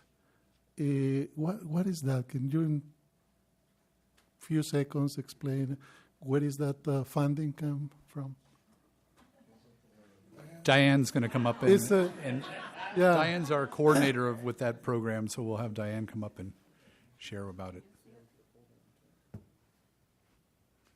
The 21st Century Asset Grant is a multi-year grant that Heritage and Paris High School received, and it's really just to fund after-school programs that align to activities that happen during the school day as well. So it's about school climate, safety, access opportunities for students, academic enrichment, physical activity. They do a lot of engaging activities. They have special sessions on cooking, games. They do SAT prep. It's a gamut. It's really just to keep the kids safe after school and a place for them to stay up until about 6 o'clock. Obviously, this is an excellent use also to fund the Avid trip. Did you apply for the grant? Yes. Yes, did you apply? We did. We partnered with Think Together, which is our subcontractor that runs the grant on our behalf. Thank you very much. Okay, thank you. It's important, right, since we are going to vote on the consent calendar. I noticed also part of the consent calendar is the reclassification process, right? And we talk about the big not improvement, but the excellent results that we obtained on the SBAC, on the Smarter Balance Test, number 6 and number 7, ELA and math. And I remember that during the last meeting, also we noticed that reclassified students were the ones who have about 60%, I think, of the reclassified students. Just one question that a couple of days ago came to me. It is my understanding that in order to support the reclassification process, an important element of the educational process of English learners are the BLTs, bilingual tutors, in the classroom. And I was told that we do not have those bilingual tutors. Yeah, is correct. Probably later on, and I don't know if we have the time, to explain the rationale in how we are supporting the English learners, because as we know, that is an important element, right, of the English learners. And myself, I, as an English learner myself, recognize the importance of the BLTs. And I do not want, or I would not like to see the percent of reclassified students to drop because we are not providing the support. Or maybe you are providing it in a different way. You know, I don't know, but it would be interesting. Maybe for the next meeting, can we have some information? We'll have a presentation on our ELA program, what we're doing. Not ELA, English Learner Program. English learners. And I might say, though, as a superintendent, most school districts have gone away from bilingual tutors. That's a thing of the past, that this was a design. We can tell you what we're doing, how we're spending our money to support those students. But bilingual tutors in the classroom, there have been studies done in this country that show they have no impact on increasing student achievement. Okay. But certainly we'll be prepared at the next board meeting to discuss. Yeah, the most important thing that I'm interested is how we are supporting the students in the learning process. Right. Okay, thank you, Dr. Greenberg, for providing that information. Also, on the consent calendar, I noticed there is a declaration of needs of fully qualified educators for this school year, 15-16. Just briefly, I would like to know, I know we have 2 RSP teachers, and one, I don't remember what is the area of the other teachers. What are the implications of this when we approve this item? It's on every school district. Every school district does that particular thing. It's not It's an action item. Yeah, this is an action item. Bring it so up we can during bring the it up action during an calendar. action. Oh, okay. Yeah, that wasn't Is on that the a consent? No, that was an action item. Okay, I missed that one then. So I'm going to. I believe it was an action item. In the action. Okay. Yeah. But it is. Okay. 14.1. 14.1. Yeah, that's an action item, a separate action item in the consent calendar. Okay, any other questions on the consent calendar then? No, I addressed Okay. all the items. Any other questions from anybody else? No? Okay, please vote.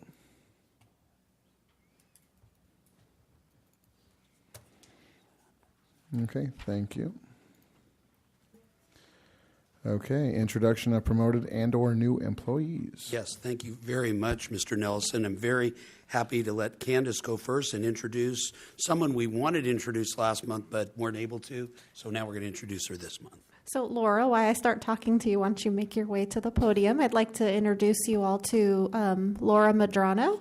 She is our new field services supervisor, and she comes to us with 23 years of experience. We're really glad to take our nutrition. I won't steal all your thunder. We're glad to be taking our nutrition services department to the next level. She's very familiar with increasing participation. I know it started with a P, and having better menu choices for our kids, and so we're looking forward to what our new team comes up with. So why don't you just say a few words, Laura? Thank you, Mr. President, and all the board members, and I appreciate being here. You don't know how excited I am to be here. I have been doing this for 23 years. I have worked everything from an elementary school, middle school, high school kitchen, and field supervisor in other districts. It's just that I love the size of this district. It is so wonderful. The people I have met have been so welcoming and kind, and it's really made me feel very uplifted, and I feel like I can promote that forward to my employees. I'm looking forward to working on new menu items and working with students and just doing things to push our program forward and meeting the USDA requirements, but still doing something that the kids really like and hoping to get them enthused, but still give them a healthy diet that will promote their education. And I'm really happy to be here. And I'm really happy to be working with Kim. Oh, yeah. He's your boss. Yeah. Great job. Thank you, Laura.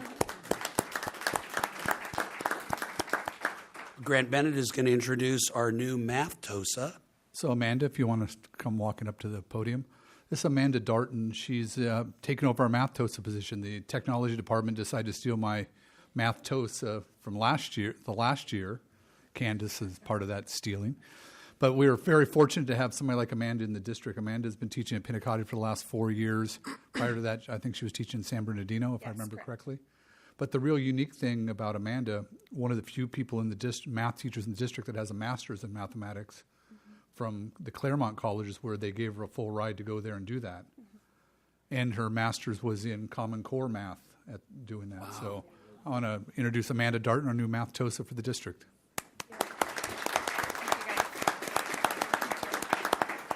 Oh, no, you didn't get away that easy. Yeah, nice. But good try. You know what? Good Probably try. more nervous than those kids were. Good try, though. Really good. Yeah. Well, thank you for this opportunity. I'm really excited for it. As I was telling Grant in my interview, one of the places I want to go is actually help in coaching with education. Since I do have my master's in the math and mathematical modeling and good educational practices in math education, that's where I kind of want to go, and I want to make sure that I can spread what I learned in my program to the other teachers here. Well, congratulations again.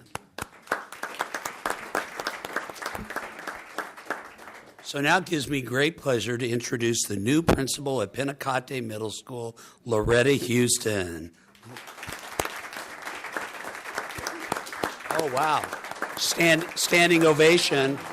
Standing ovation. You see that? Principals, do you see that? Yeah. Other principals are going, they're standing up for her? Let me, real quick before you speak, Loretta, because the board knows this, the cabinet knows, but I'm not sure people in the audience know that we looked for an interim principal at Pentecate Middle School. And Loretta's name came to us from somebody else who actually was our first choice for the position and gave us Loretta's name. And believe me, there aren't retired administrators out there that are going, hey, I want to sub at middle school principal for a couple of weeks or a month. So our mutual friend gave us Loretta's name. Loretta came and visited the cabinet. And if you've seen that commercial where the hair is all the way back, that's how the cabinet was. We could not believe she was more prepared for this interview than we've seen real principal candidates for a full-time job. She did her homework, and she was, as some of you may know, been an elementary principal, been a middle school assistant, been a high school administrator, and taken 2 schools to California Distinguished School, had a what we had at Heritage once, which is, I forget what it's called now, what is it called? Title I High Achieving. She's done that in her back pocket, and she's worked at schools like Pentecate. So when she finished the interview with us, she looked at us and she said, maybe I'll kind of like this gig and want to come out of retirement. Well, as soon as she got out the door, we went, man, I hope she's interested in the job. If she's half as good as she talks, she's going to be amazing. Well, she went down to Pentecate, and what you saw here is genuine. She has been amazing. And so we didn't do the interviews. And she came to me one day and said, hey, I really like it. Could you consider me? And I said, I put on the poker face and said, well, I'd have to think about that, Loretta. Let me go. And, of course, I went into the cabinet. They go, don't let her leave. So Loretta is really an honor and a privilege. And I think the other story you need to know is I kept hearing the name Loretta Houston. I said, how do I know that name? Well, my son is 35 years old, soon to be 36, but his high school counselor at Murrieta Valley High School was one Loretta Houston. And he's got a bachelor's degree, and he lives and has a good job, and not under my roof. Loretta, you did a nice job. Congratulations, Loretta. Now get to say a few words, please. Good evening, President Nelson, Superintendent Greenberg, the board, and the cabinet. If someone had told me a couple of months ago that I would want to leave retirement and become a middle school administrator again, I probably would have thought they were crazy. But as Dr. Greenberg said, the moment I met the cabinet, I just felt an immediate connection with them. We had a really nice interview. It was very cordial, and I felt very comfortable, and it was amazing. And so when I went out to Pentecate, I had the exact same feeling. I tell them I felt like I'd been there forever in a good way, not I've been here forever, but in a very good way. And I would sincerely like to thank Dr. Greenberg and the cabinet for this opportunity, as well as the board. I would also like to thank my staff. They were behind me, so I didn't know. And the students at Pentecate for making me feel so welcome and for trusting me. Pentecate is an amazing school. You heard about that tonight. And I was so proud of the student representatives. They did a great job. I thought they did just as well as high school, if not better. And so I think that after a while, you'll be hearing about Pentecate Middle School as the flagship middle school, not only in Riverside County, but in the state. And I pretty much will guarantee you that. So thank you very much for this opportunity. I couldn't be more excited.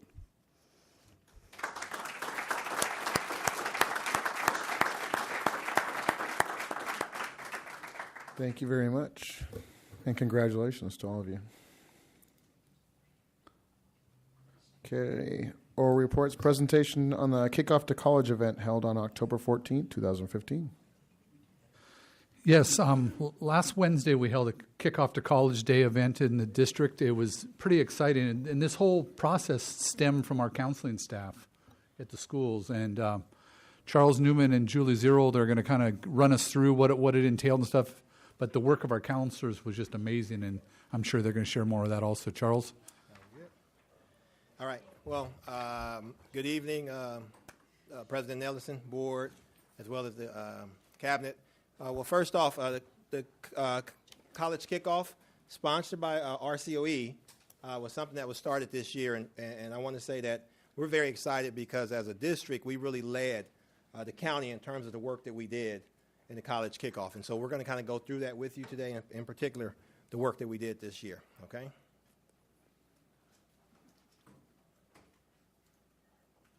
Is this working here?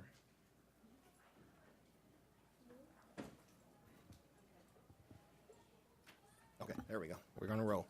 All right. So in terms of the college kickoff, we have 4 district goals that we have. And so for the college kickoff, we focused on Goal 2, which talks about all students will graduate from high school prepared for post-secondary and career options.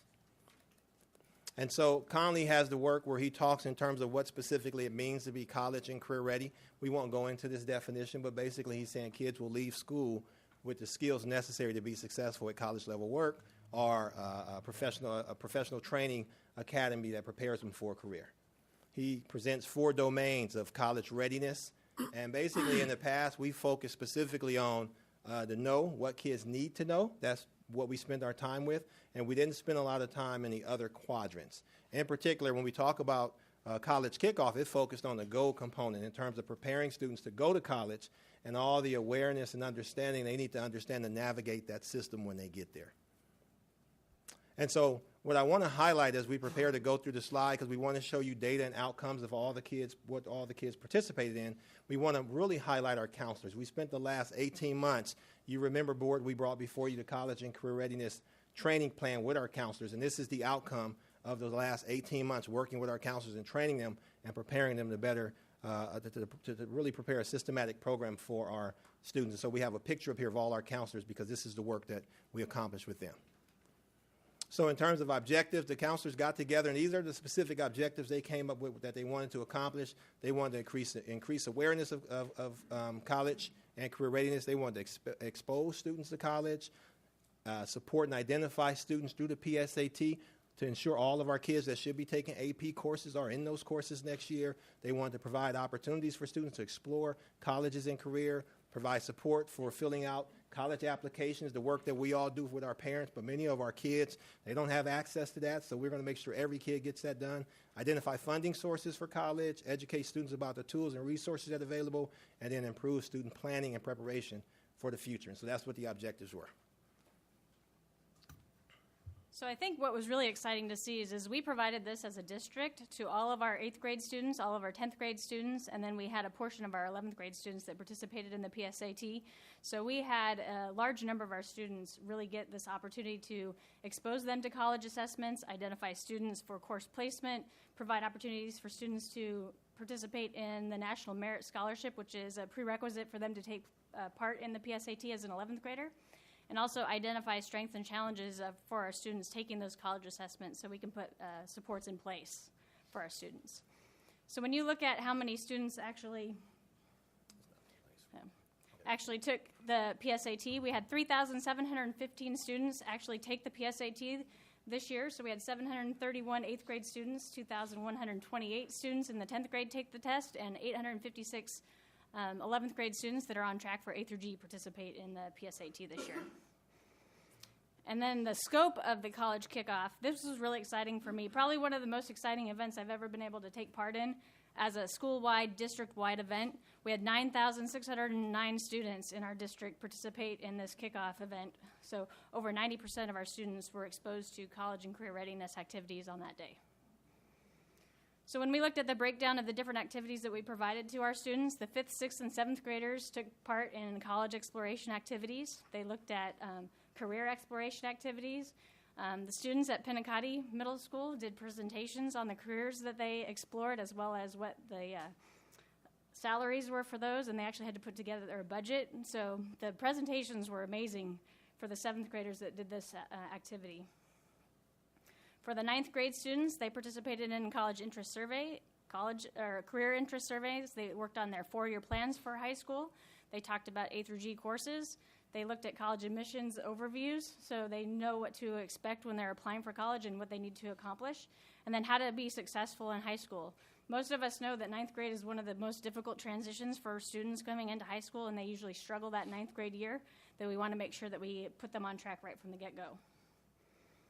Our 11th grade students that were not on track for the PSAT, or not on track for A through G, took part in college interest surveys, career interest surveys, as well as CTE pathway exploration activities. We had presentations for all of the students from for MSJC CTE programs, as well as military programs. They had guest speakers. And then the outcome at the end of the day is the 11th grade students actually created a plan with action steps on what they needed to do to accomplish their goals from the rest of the school year and going into their senior year. And then our 12th grade students participated in filling out applications for UCs and Cal States, as well as community colleges. They also provided support for our students to start the FAFSA process. So there's a lot of stuff that goes into the students being able to fill out the FAFSA. So they reviewed what the FAFSA was, as well as provided students where to start and how to get the information that they need to actually fill out the FAFSA, which can sometimes be intimidating for not just the students, but also the parents. So we really gave them a entry-level point with that.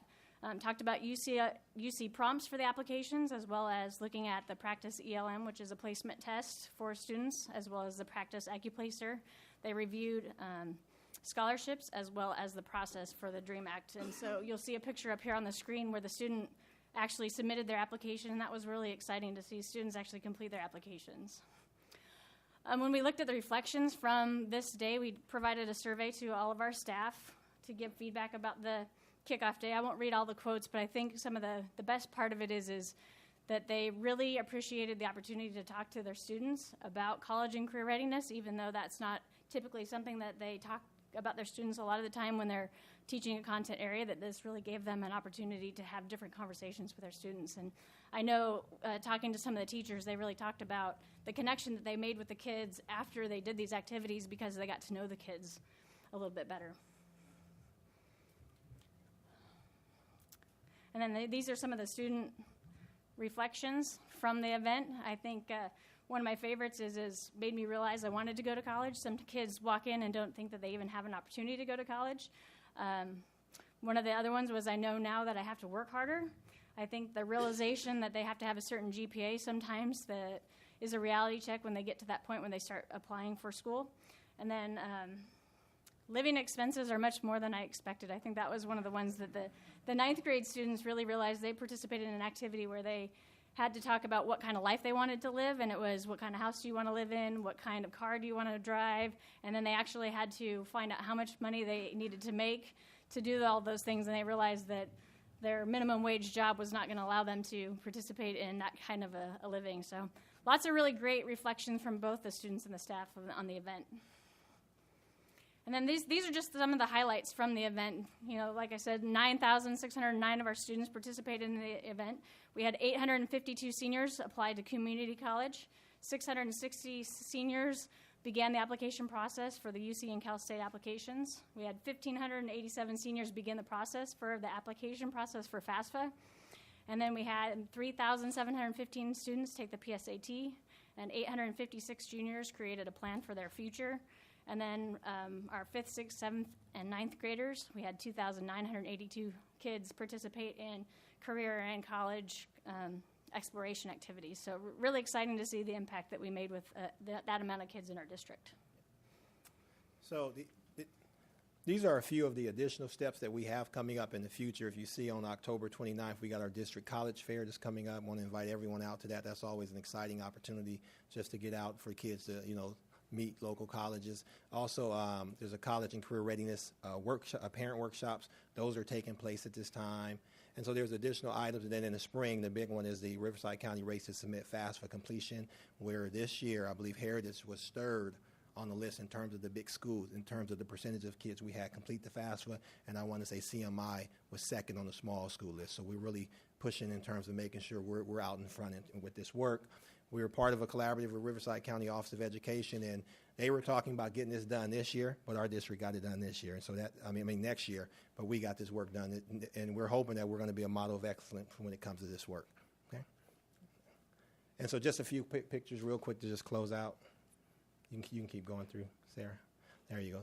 I just want to stop right here. I want to quick highlight, quick hashtag, Hector representing that KOTC. I know Candace would like that, but we see Hector up there in the middle, and this was part of really district-wide help and support in terms of supporting our kids. And Hector went over and presented to the kids at Paris Lake, and so we want to next year continue that work where we're working together to get this work done.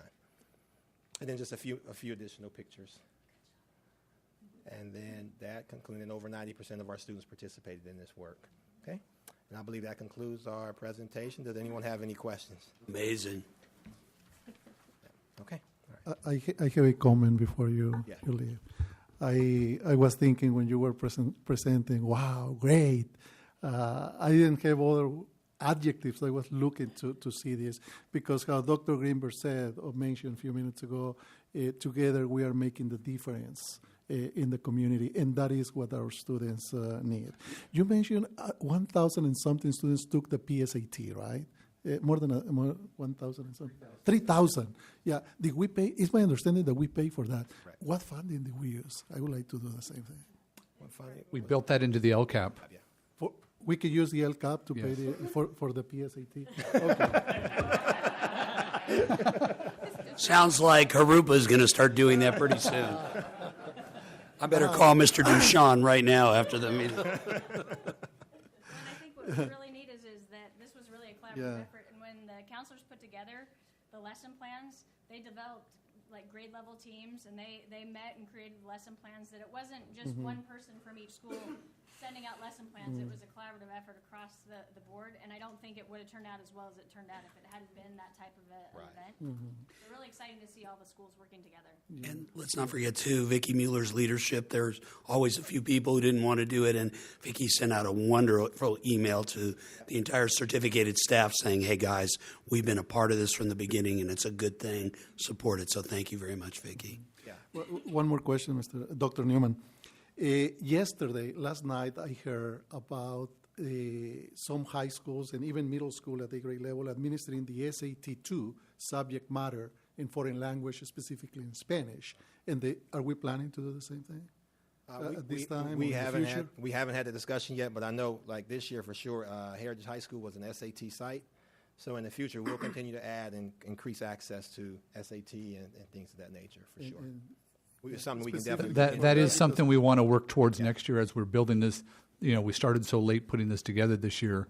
Bringing in the PSAT was the important thing the first year, and then all the other activities. As we build it for those seniors, that could be definitely an opportunity for kids during that time. And maybe here in Paris, we might not need that because we have the 7 periods, and that gives a lot of open spaces on the schedule of the students to take the other classes. But when we have the 6 period, it can make a big impact in terms of making space for avid students and for them to take AP classes. And Ms. Rains, can we use the LCAP, the LCFF also for SAT too? So I'm going to do a joint answer from Grant and I. So as long as you follow the LCAP process, meaning involving the stakeholders, and you write it into the plan, and you can support it, then yes. We wrote it into our plan last year. We can bring it up anytime and present because it. It's local control. That's right. Yeah. Did I do okay, Grant? You did great. Great job. Thank you very much, both of you.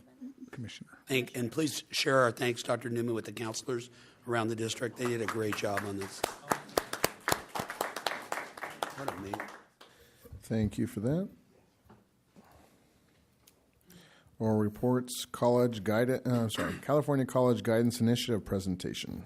I'm going to have Charles introduce our presenter for this evening.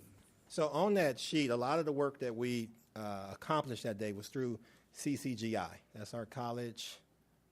I'm going to forget it. California College Guidance Initiative. And so through that process, we're able to have access to a lot. And I'm not going to go into the details of it because we have with us the executive director from CCGI because we're looking to partner with them in the future. That's Dr. Tessa Carmen DeRoy. She's going to come and present on that program in terms of the access that it gives us in terms of supporting our students. Okay, and so have her here. Can I get a PowerPoint up? PowerPoint, please. Julie said she gave you a PowerPoint. Good evening. Yep, that's the one. Perfect. Thank you so much. Good evening, Superintendent, Cabinet members, and board members. Thank you so much for your time and inviting me to present. My name is Tessa Carmen DeRoy. I'm the Executive Director of the California College Guidance Initiative. And as our PowerPoint will indicate, we are a statewide, nonprofit, equity-focused initiative. We set out a few years ago now to try and build an integrated one-stop system for students and families and educators to navigate the ridiculous process of college application and preparation in the state of California. The difficulty, of course, being that we have various segments of the higher education system, all of whom reach out to the kids they think are theirs, when in fact, as you know, on the K-12 side of the equation, all the kids are all of ours, right? So if we could move forward, yeah. That's our mission. I won't say more about it. If we could move to the next slide, thank you. So we have two goals. The first is to ensure, very much in alignment with everything I've heard here this evening, that all students graduate with some sort of a meaningful post-secondary plan. So it means it has to actually be comprehensive, it has to be informed, and our belief is that that has to start in the 6th grade. So we've built a curriculum that begins in 6th grade and gets integrated typically through a combination of counseling, practice, and instructional time to ensure that students, by the time that they graduate, actually have a fully populated portfolio. And so they have essentially their own individual cumulative portfolio on our web platform, and that some of that can transition with them to higher education. The second goal that we have is to make sure that we use students' transcript data to try and address student success issues both within K-12 and as students transition to higher education. And I'll talk about that a little bit more in a moment. So the reasons behind this you all know. We can move through these fairly quickly. That's the ratio of counselors to students, or students to counselors rather, in the state of California, notably the worst in the country. As amazing as many counselors are, their pupil services credential does not actually include a college planning standard. So if they've learned it because they sought it out, not because it was ingrained in their educational process, which is something we hope to see change. This is the college opportunity ratio in California. Unfortunately, UCLA no longer has funding to do the research on this every year, so the data is a little bit old, but still, I think, quite relevant. The first number in the ratio is for every 100 ninth graders in the state of California in public schools. Only 67 of them graduate, and only 26 of them graduate having completed the A through G course sequence. The lower number is the same ratio for African American and Latino students in the state. So in the state of California, of every 100 African American and Latino ninth graders, only 9 of them graduate having completed their A through G course sequence. It's a pretty shocking number. The third reason that we started this initiative was that of the 500,000 new students in the community colleges every year, 400,000 of them are placed into remedial coursework. And every study that's been done on this shows that at least a quarter of those students don't need to be in remediation. Those are kids who have completed pre-calculus, they've done really well. You sit them down in front of an algebra exam. If you sat me down in front of an algebra exam tonight, I would fail it. So if there enough time goes by and nobody tells you to prepare for that exam, chances are good you'll test poorly. So we use transcript data to support a more accurate placement process. And then we look for efficiencies to impact both students and educators, and I'll talk more about that in just one second. The goal of creating these cumulative portfolios is both to support a student's process my apologies, I'm not doing well with this mic, is to support a student's process of planning while they're in K-12, but also then for higher ed counselors and advisors to be able to look at a student's portfolio as they transition into higher education and use that as the basis for guidance and counseling on their pathway through higher ed. That is not something, obviously, that currently happens, and it's an unfortunate break in the pipeline. So we take a four-pronged approach. The first is that we support three web-based and one mobile application. We have californiacolleges.edu, which is the platform that many of your students used. In fact, I saw the analytics that day, and Paris Union was second only to Oakland, which is impressive if you look at the size differential in terms of the utilization that day, for all of the career and college exploration activities. So there's a whole range of things on the site that allow students to look at majors and degrees. Everything gets saved to their portfolio. They can look at and eventually apply to CSU campuses from our system, which I'll talk about in a second. There's a whole range of opportunities in terms of what they can do on the website. We also have a counselor-facing portal, which is called the Professional Center, and that's where the reports can be generated. I believe that's where the reports were generated, to say exactly how many students have completed what kinds of career assessments, how many have saved different college lists, how many have launched their FAFSA. There's a number of different things that can be tracked on the site. Our third is what we call our solutions portal, which has a wealth of different video tutorials and informational resources and student handouts and parent handouts and educator handouts and lesson plans and all the things that are needed to help actually make those tools useful. More importantly, we have staff on the ground in districts every day. So we have staff here in Riverside County who go from school to school, conducting workshops with educators, supporting educators as they try and utilize the tools for the first time. Making that change in practice is no small matter, and so we do everything we can to make sure that those changes are comfortable for people who need to make them. And then we have a mobile app, which I won't talk too much about because we're still iterating it, but it's essentially supposed to be nagging the students, you know, March 2nd is around the corner. March 2nd is around the corner. Have you filed your FAFSA? Have you done the DREAM Act? Have you done, right? So just to take that off of those of us who lose our voices doing that on a daily basis. Our third, so as I said earlier, we do have integration into instructional time. I don't know, having not been well briefed by my own staff for this presentation, what's under discussion currently for this district. We are growing very, very quickly. We're in 15 school districts, and we have about 15 more that are asking to come on board for next year. But we do have standards-aligned lesson plans for English language arts that are also integrated into other disciplines and advisory and various kinds of classes. So what we do with the districts is we upload we get a centralized upload of student data from your SIS manager, and it populates those 4-year plans that were referenced earlier. That allows us to do several things. The first is it allows us to run an audit between your local course listing and the UC Doorways, or what used to be called Doorways and now the course management portal, to ensure that we understand how many of your courses that are considered A through G are in fact aligned in terms of our ability to then match them and push the information through to other entities. The second thing we do is we give you back an A through G progress report on each individual student, as well as aggregate reporting on how many of your 10th graders, for example, are meeting, but only meeting because of work in progress, or close to meeting, which is a really important group of students that you can actually move their entire trajectory with one course placement decision. That same data gets used to provide to the community colleges. Riverside County Office of Ed did convene all of the community colleges in the region. They're aware of what we do. We are using the data to do placement in other community colleges in the state, and there was significant interest, as we understood it, from your partners in this region. So we'll be continuing to work with them and see if we can't move forward an opportunity for students to be placed based on their transcript data, either in addition to or in place of placement exams.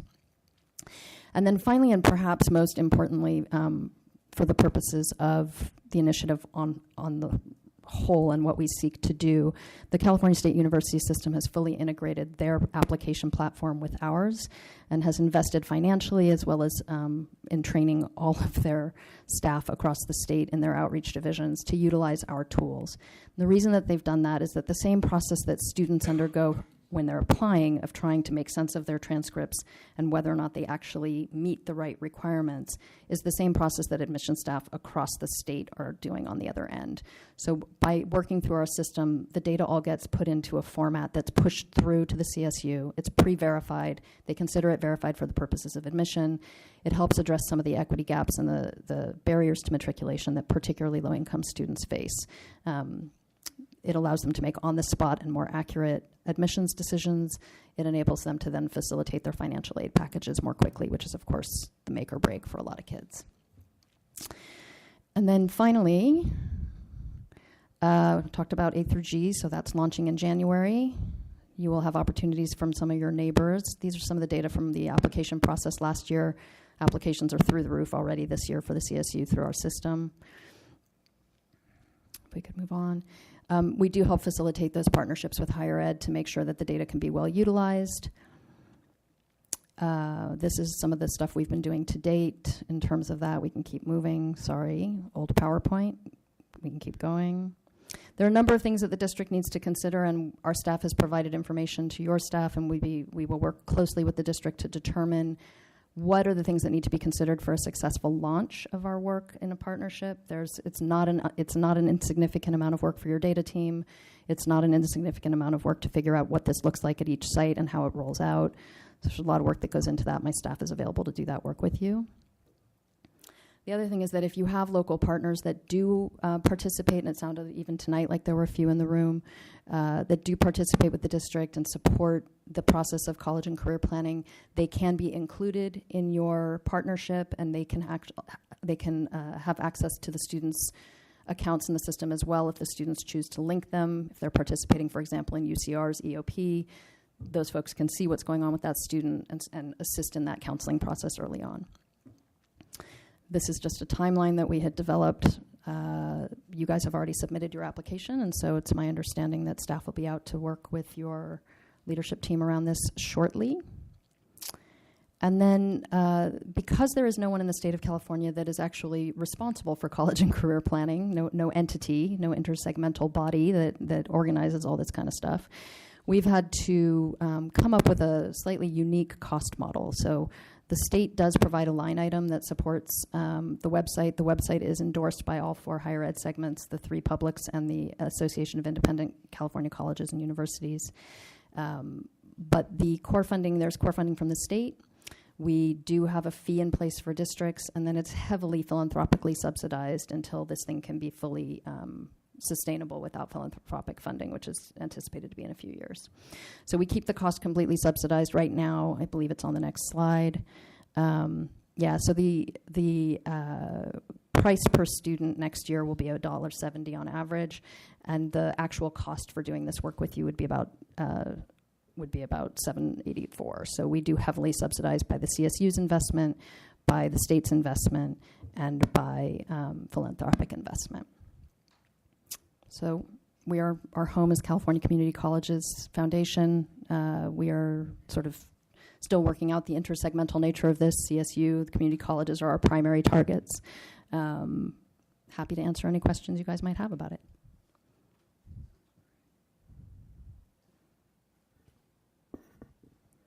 Okay, thank you for your time. Thank you. Facilities update. Mr. Gonzalez.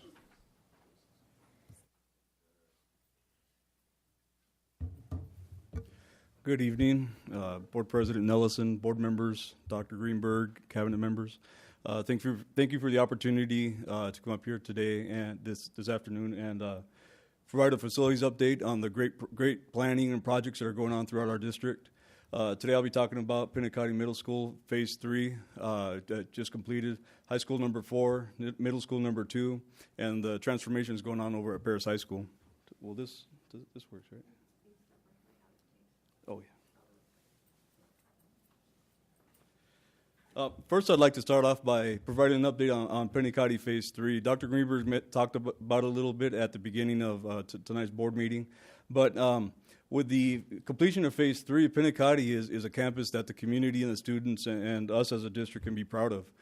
The Phase 3 building is a 2-story building. It's on the site of the where the old gym used to be.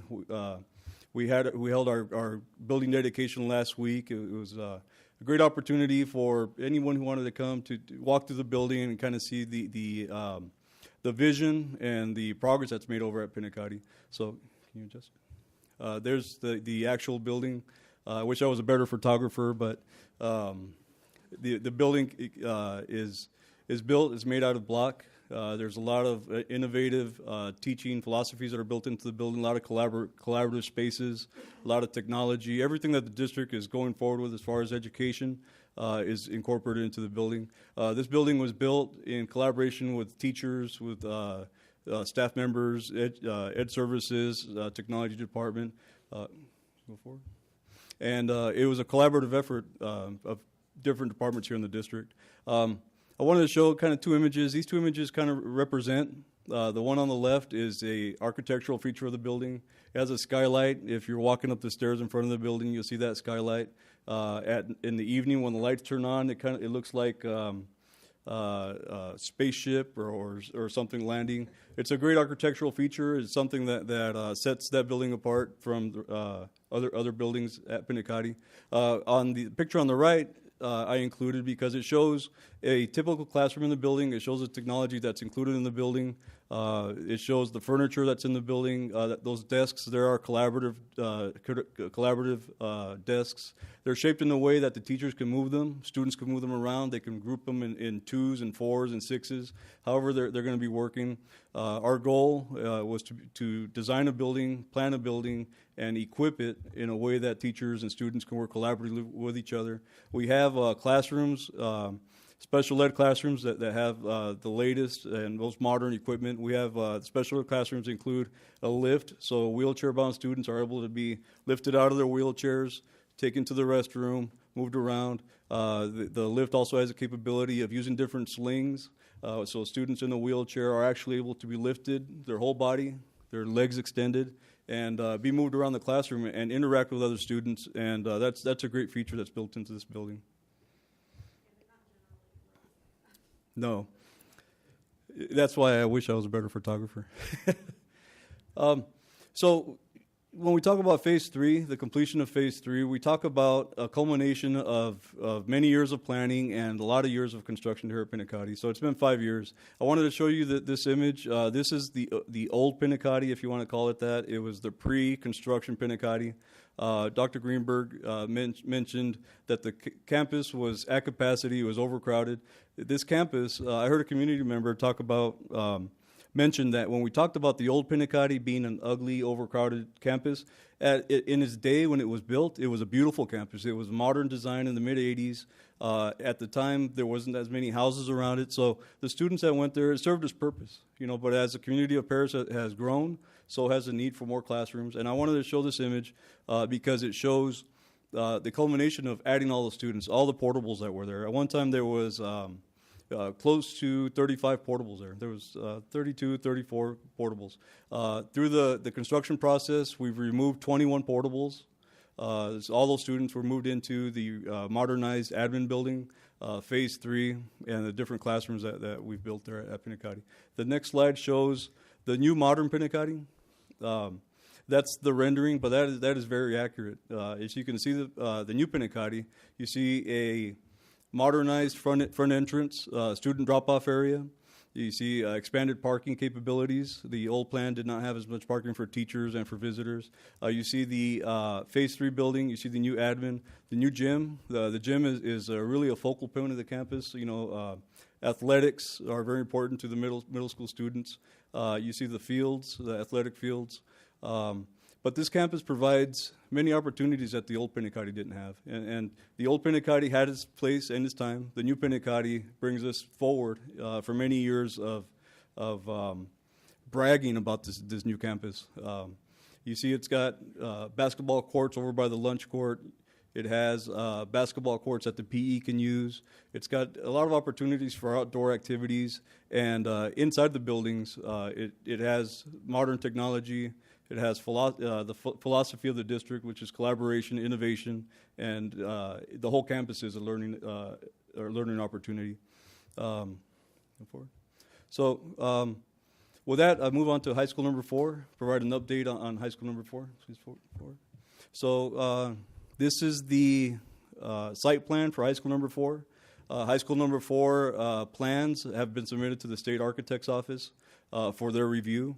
We've worked for the last 2 years with the architect, Baker Nowicki, to design a campus that also incorporates our district's vision and philosophy as far as education goes. So, like I said, this campus, these plans have been submitted to the state architect. It takes about a year of review, and we're anticipating no problems going forward as far as the review. Anything that comes up, we'll address.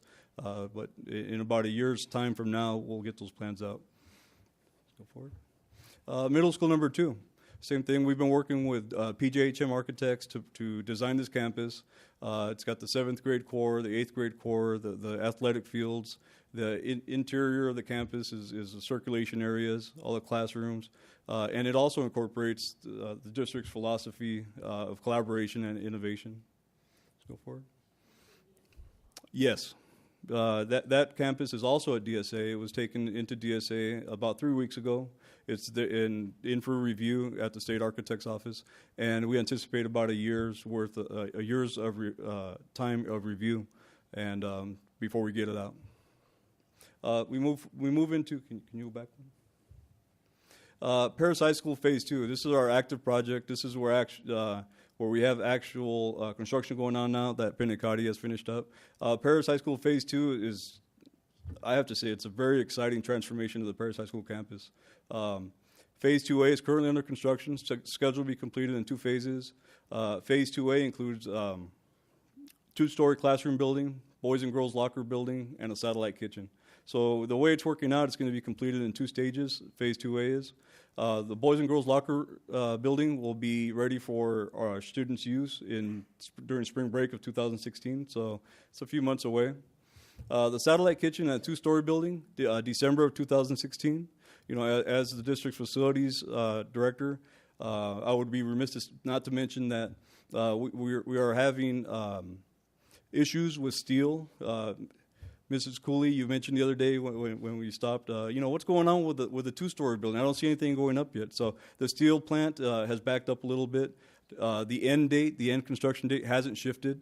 We're working, the contractors have to be working double shifts at no cost to the district because we did not cause the delay in the steel. But we're working diligently with the contractors and with the steel plant and to get that rectified. So December of 2016 is the completion date for that day. Very observative, though, I might add. Great observation.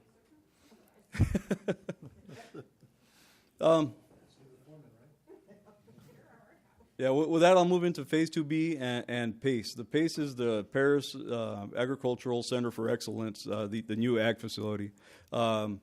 With the board's approval, with the board's permission to move into a Series B of our Measure T planning, the Series B bond sale, we're able to move forward with Phase 2B and PACE.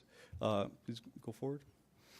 As you can see in this graphic, the 2A buildings are what's under construction right now. Down at the bottom left-hand corner is the boys and girls locker room. The 2A, the L-shaped building, that's the 2-story classroom building.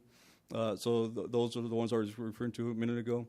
2B is the kitchen, student union, auto shop, and there's going to be a new classroom there for ROTC. And then the PACE building down at the bottom. The ag teachers and the ag students at Paris High School, they're just so excited about the light at the end of the tunnel with the authorization to move forward with Series B bond issuance. They're excited about light at the end of the tunnel and their building finally getting built. And that part of the project, we're looking at bidding in February. And I'm not going to give you dates of completion. I'm not going to lock myself in yet because we're still planning logistics. We're going to have to build 2B while we're building 2A.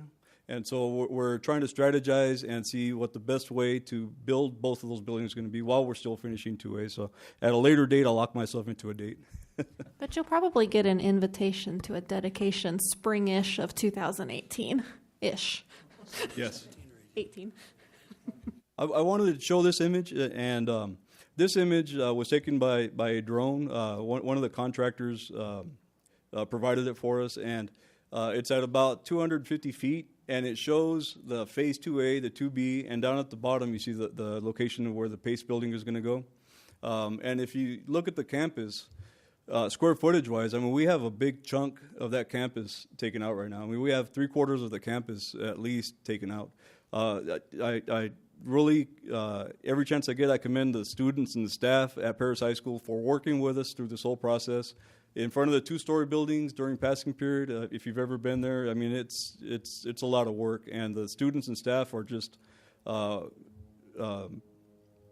giving us the opportunity to be able to work on their campus and complete the different phases in this whole center of the whole heart of the campus while school is going on. This is a shot of the boys and girls locker room. That's the inside of the boys and girls locker room. So you see those raised platforms. That's where the coaches' offices are going to be. This picture is a couple weeks old. We actually have the roof structure on already, so it's already enclosed. We're trying to roof as much as we can before the rains come, so we're able to work inside while the weather's while it's raining or we get some weather. So go forward. This is Kim and Laura are going to like this. This is their satellite kitchen. This is also going to be completed around the same time the 2-story classroom building is going to be done. It's provides 6 more serving windows for the lunch program there at Paris High School. That'll help out with relieve some of the traffic over by the old cafeteria. Go forward. And last but not least, this is an image. I just want to keep it fresh in everybody's mind. This is the Ag Phase 2 building. The students and staff, the ag program, are just super excited of us going forward with Series B of our Measure T bond program, and they're excited to see, like I said, see the light at the end of the tunnel. So with that, that concludes my update. Are there any questions? Thank you.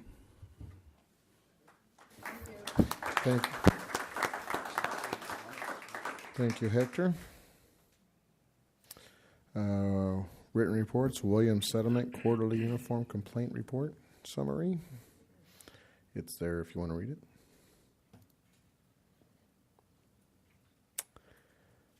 Information item suspension report.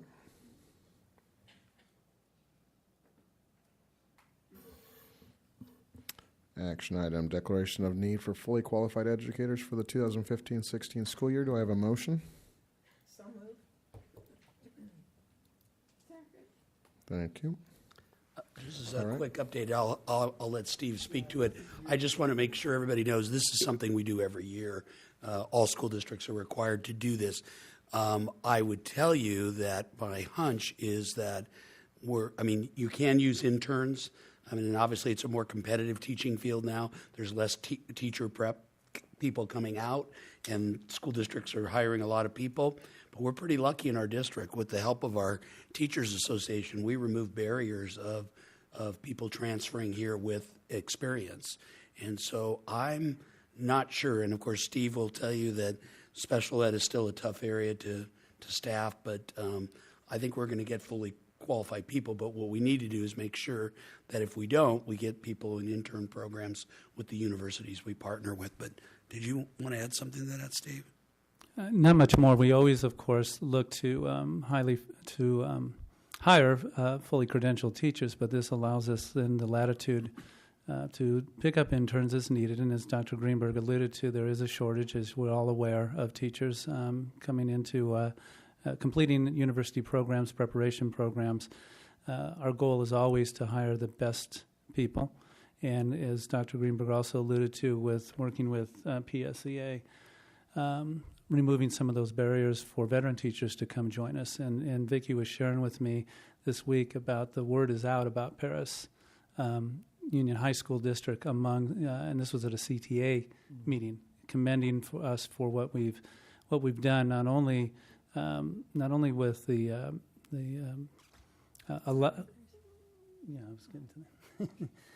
with the salary increase, but also just with what we're doing innovatively with our education, with the one-to-one and all of that. The word is out, and they're telling other districts. CTA is telling other districts, your competition is now Paris Union High School District.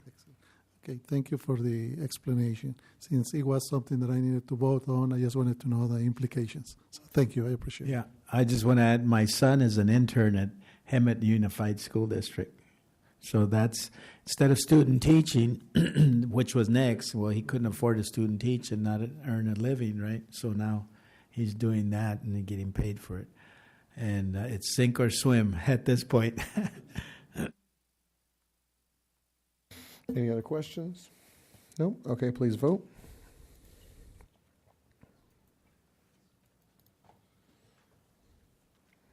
Thank you.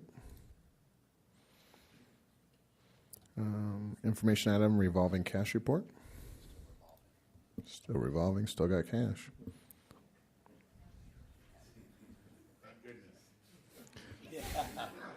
Hey, Chris, a few years ago, there wasn't much in that revolving thing, right?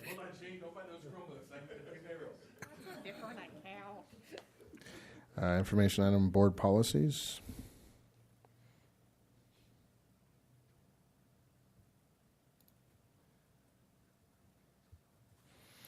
More board policies.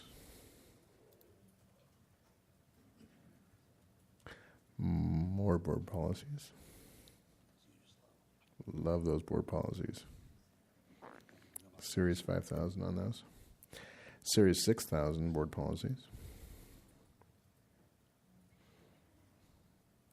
Series 9,000 board policies. Closed session if necessary. No. Good answer.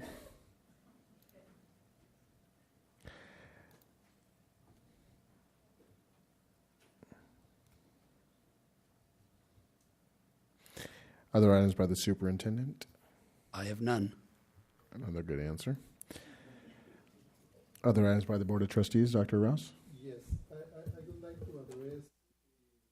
I want to clarify because we don't answer. Somebody talks about something we don't answer.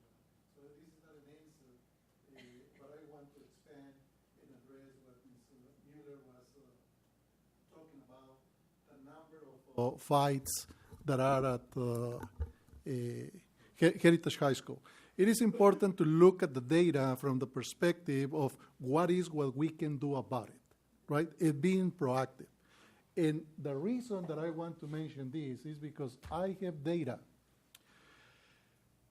that is telling me that, among other things, we have accomplished big improvements in terms of discipline. I can mention that we have 55% decrease from 13-14 to last year, 14-15, on classroom disruptions. And I know that Ms. Mueller also last semester made a presentation about PBIS, and that is excellent because that is going to transfer into student achievement. To the point, my concern is that in 2013-2014, we had 126 cases of weapons in our schools. Last year, 223. It was an increase of 79%, almost 80%. So what we can do about it? And also, last semester, I asked Dr. Newman, and I know that he is working on that, right, that when we receive a presentation of the discipline reports, to make a desegregation and identify where are the problems, in what schools, even by demographics. What we can do? How can we support those students? They're Hispanics, African Americans, low socioeconomic level, right? Is the problem at Heritage? Is at Patriot High School? Because to the degree that we identify those elements of the data, we are going to be able to act upon that, right? Data, just the raw data and the numbers, is not going to help us in any way, right? So I'm very concerned about here because if this desegregation that I don't have the data, represents that is also at Heritage High School, well, we are having all these fights with this big increment of weapons there is very concerning. Very concerning to me because my neighbor, Joanna, that is a student there. My nephew, who attends Heritage High School from Romulan, is a student there. So, and even if I don't have any relatives, we do not want to wait until something happens in order to act upon that. So I'm making a call because, and I'm sure my colleague board members agree, that we need to be proactive. We cannot afford to wait until something happens to identify what we are going to be doing, because then we are going to be acting up. We are going to be acting upon that, too late. And the price that we can pay is too high. And we're talking not only about students, we are talking also about staff members. And we need to guarantee the safety of all of them. So it is really important when we talk about data, identify the weaknesses and the strengths.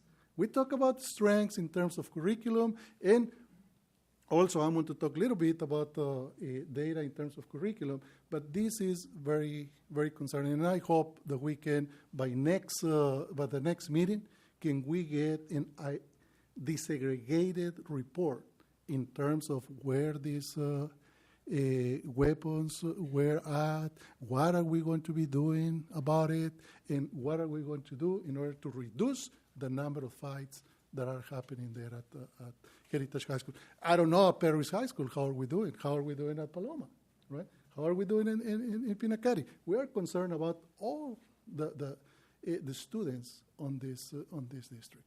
So I join and I expand the concern of Ms. Mueller, and I would like to really have this addressed by the next board meeting. Okay. I also wanted to, unfortunately, Mr. Elliott left, right? But he mentioned, why are we board members, right? And I am sure, even though I haven't had the opportunity to share the vision and why my other 4 colleagues are board members, but I can tell you that one of the visions, one of the ideas why we are board members is how he said, to ensure the best possible education for our students. And the best possible of education for our students is not only the programs that we offer. It's not only having a computer or a Chromebook. That is an element, right? That is what is going to help us provide the best possible education. But what matters here, in one of the directions and the ultimate goal that I have, is what are the results? What are the numbers telling us? And I know that Mr. Bennett is working really hard for almost a month already, right, in getting the data. What is the percent of the students that we have graduating from high school? Because that is our ultimate goal, right? I want them to have a high school diploma. I want them to meet the A through E requirements. I want them to take AP classes. But I want to know, how are we doing? I know that Heritage High School has an outstanding FAFSA completion, right, of the percent of the seniors. What about Perry's High School? What about the percent of Latinos? Because I forgot, the lady who was here, she has left, right? 100%, 100 students who are freshmen, only 32, they graduate from high school, and 9 African American and Latinos go to college. And here in this area of Perry's High School and Heritage High School, you know what is our demographics? African American and Latinos. What are we going to do to help those students? But we need to have the data, right? Identify the areas that we need to work on. We ask our teachers, work with the data, use the professional learning communities, analyze it. Identify your weaknesses and the strengths of the students and act upon that. Let's transfer that to us. You as an educator, you know the process of the data analysis of the professional learning communities. Let's do it here, right? Because it's nice. We can talk about the excellent, wonderful things that we are doing, but we are not satisfied with that, right? Because I'm sure, there are some students there that they need that extra support. So when Dr. Newman was presenting the data and what they were doing in terms of helping students to go to college, it was great. It was excellent. But please, if we can have by next time summarizing, right? I'm sure Mr. Bennett is going to have the elements by high school, every high school and the demographics. I presented there. We elaborated an analysis of the data, how to present it, AP classes, high school graduation. As you know now with the AB 172, fortunately, our students, they don't need to pass the case. And that is going to have a retroactive effect, right? It was just signed by Governor Brown this month. Yeah, this month, few weeks ago. So that is going to benefit our students to get their high school diploma. But lastly, I just want to, my main concern at this time for next month, I know that for the data and student achievement and high school diploma and graduation rates, we have until June, right, to help our students. But in terms of safety, we need to start acting about that yesterday, because I don't want any of my stakeholders being in a situation like that. Thank you. Well, we will work to get you that information. I mean, you've asked a lot of staff. So one thing I want the governing board to know is, they have other things to do other than work on those requests. I have been involved in suspending students from school since 1982. And while I have to tell you, this is the first that I've heard of a superintendent about fights at Heritage High School. So I think that's a little bit of a pinch for some people to come here and present that data and not give us the opportunity to look into the data, what really is going on. Because somebody proposed a number here tonight. I haven't heard the principal say that's the number. I haven't heard Dr. Newman said that's the number. So I want to be careful we don't do that. And as it comes to weapons, short of having electronic means to go through purses and backpacks, which no school in this state is doing, I don't know what, if we do have a weapons problem, we have a weapons problem in America. We have a weapons problem in this state. And it's certainly, we're going to have weapons problems at our schools. But I just want to make it clear. I mean, we can come up with the data by gender, by ethnicity, by school. But at some point, we're all going to say, okay, we have a weapons problem. What are we going to do? We can educate parents. We can talk to parents. But if kids want to bring a pocket knife or something more dangerous to school, again, I don't want to say we're helpless, but I want to make sure people don't think that we can somehow stop that. And again, I've been doing that work for now coming up to 34 years. And I just want to make sure fighting is something we can look at and we can analyze. But I just don't want to say that we've kind of over-identified Heritage High School tonight. And I'm not saying they don't have an issue in that, but I don't want to say just because someone's thrown out a number that we're all saying we have a fighting problem at Heritage High School. Because I would think as superintendent, I would have heard from parents. I would have heard from the association president before I heard it tonight that was a problem. So I'm going to be honest with you, Dr. Russ, I got my ire up a little bit that we're already identifying and accusing and saying there's a problem when we haven't identified if there really is one yet. But we will analyze the data and bring it back to the board. Let me just answer one thing, Dr. Greenberg, because I'm a little bit disappointed on your answer. I can understand that you didn't know about the number of fights. Perfect. But you knew about the number of weapons that were there, because this is data from 2 years, from 2013, 14, and 14, 15. So the fact that we are going to blame, this is a problem in America, no, we need to focus on solutions. Am I going to say, too bad, that is what is happening in our society? That's one of the things that I admire, and I want to say thank you to Dr. Newman and our assistant superintendent for addressing the issue of student achievement and the rates who go to college. It's so easy to blame it on, low socioeconomic students. What am I going to do? Their parents not interested. What am I going to do? They don't care about this. No, we are not going to be looking who to blame. And that's how I started here saying this. We are not looking for people to blame. We are looking for solutions. And that's what they are doing. That's what they are doing. Doing those support for students to go to college, fill out their applications. So if we have your philosophy of saying, it's poverty. Poverty is causing this. What are we going to do? What do you want me to do? When did I say the word poverty? No. It's an analogy, please. I didn't say that you said the word poverty. I'm making a comparison when you are saying that this is a problem, that weapons is a problem in the United States. So I understand that, and I know. Please, I never said that you said poverty. Never. What I said is, If we look at that, we compare that from those perspectives, we are not going to find solutions, right? So I saying thank you for looking at the solutions, and I inviting you, right, for looking at those solutions. And the fact that you mentioned that you didn't know about the fights, that's fine, but about the weapons, you knew about that. Thank you, sir. Okay, thank you. Ms. Twyman, Ms. Cooley? Well, I just wanted to say I think it's too much data to come up within a month for all the cabinet, along with the other jobs that you do, and it's really, really asking a lot of them to do that. So I know the information is important, but I think we need to investigate more. But as far as having all of these people working overtime to come up with what you want, that's... No, I don't think they are working hard, and the data that is important for our students, they have been working for a month, and they're continue to work on that.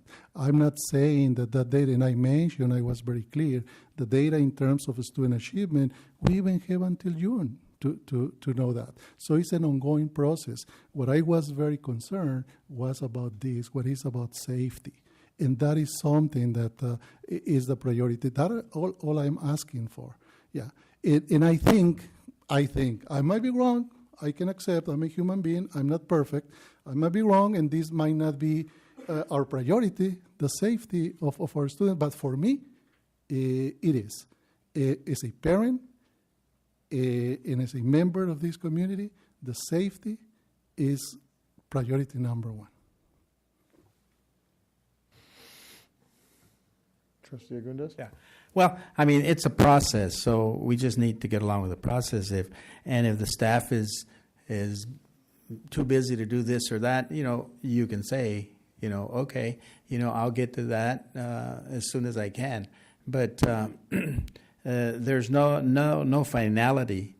I mean, it's a journey, and you meet. If in fact there are 999 fights at one school site or another, well, we're going to find that out sooner or later. So it's just looking into that, and a lot of times there's misinformation. So we find out, well, that's overstating a number or whatever, and so deal with that as we go through that. And so it's a process. So if there's a request from a board member, feel that that's important. I think this information is important because we do have to get the data and get the right numbers. If they're inflated, well, let's get the right number. If they're deflated, well, let's get the right number. And it's just a process. So we work as a team and take one step at a time. And sooner or later, we'll get to the right answer. And then the right answer, then we can act. But if we don't have the information, then we can't act. But I think we just need to cool our heels and move forward, okay? One day at a time. Poco a poco se anda lejos. Little by little, you can walk afar. Okay, thank you. Nothing from me. Motion for adjournment? So moved. Second.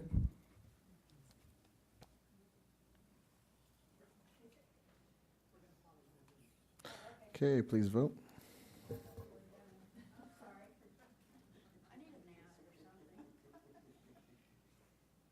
Okay. Meeting's over at 7:53.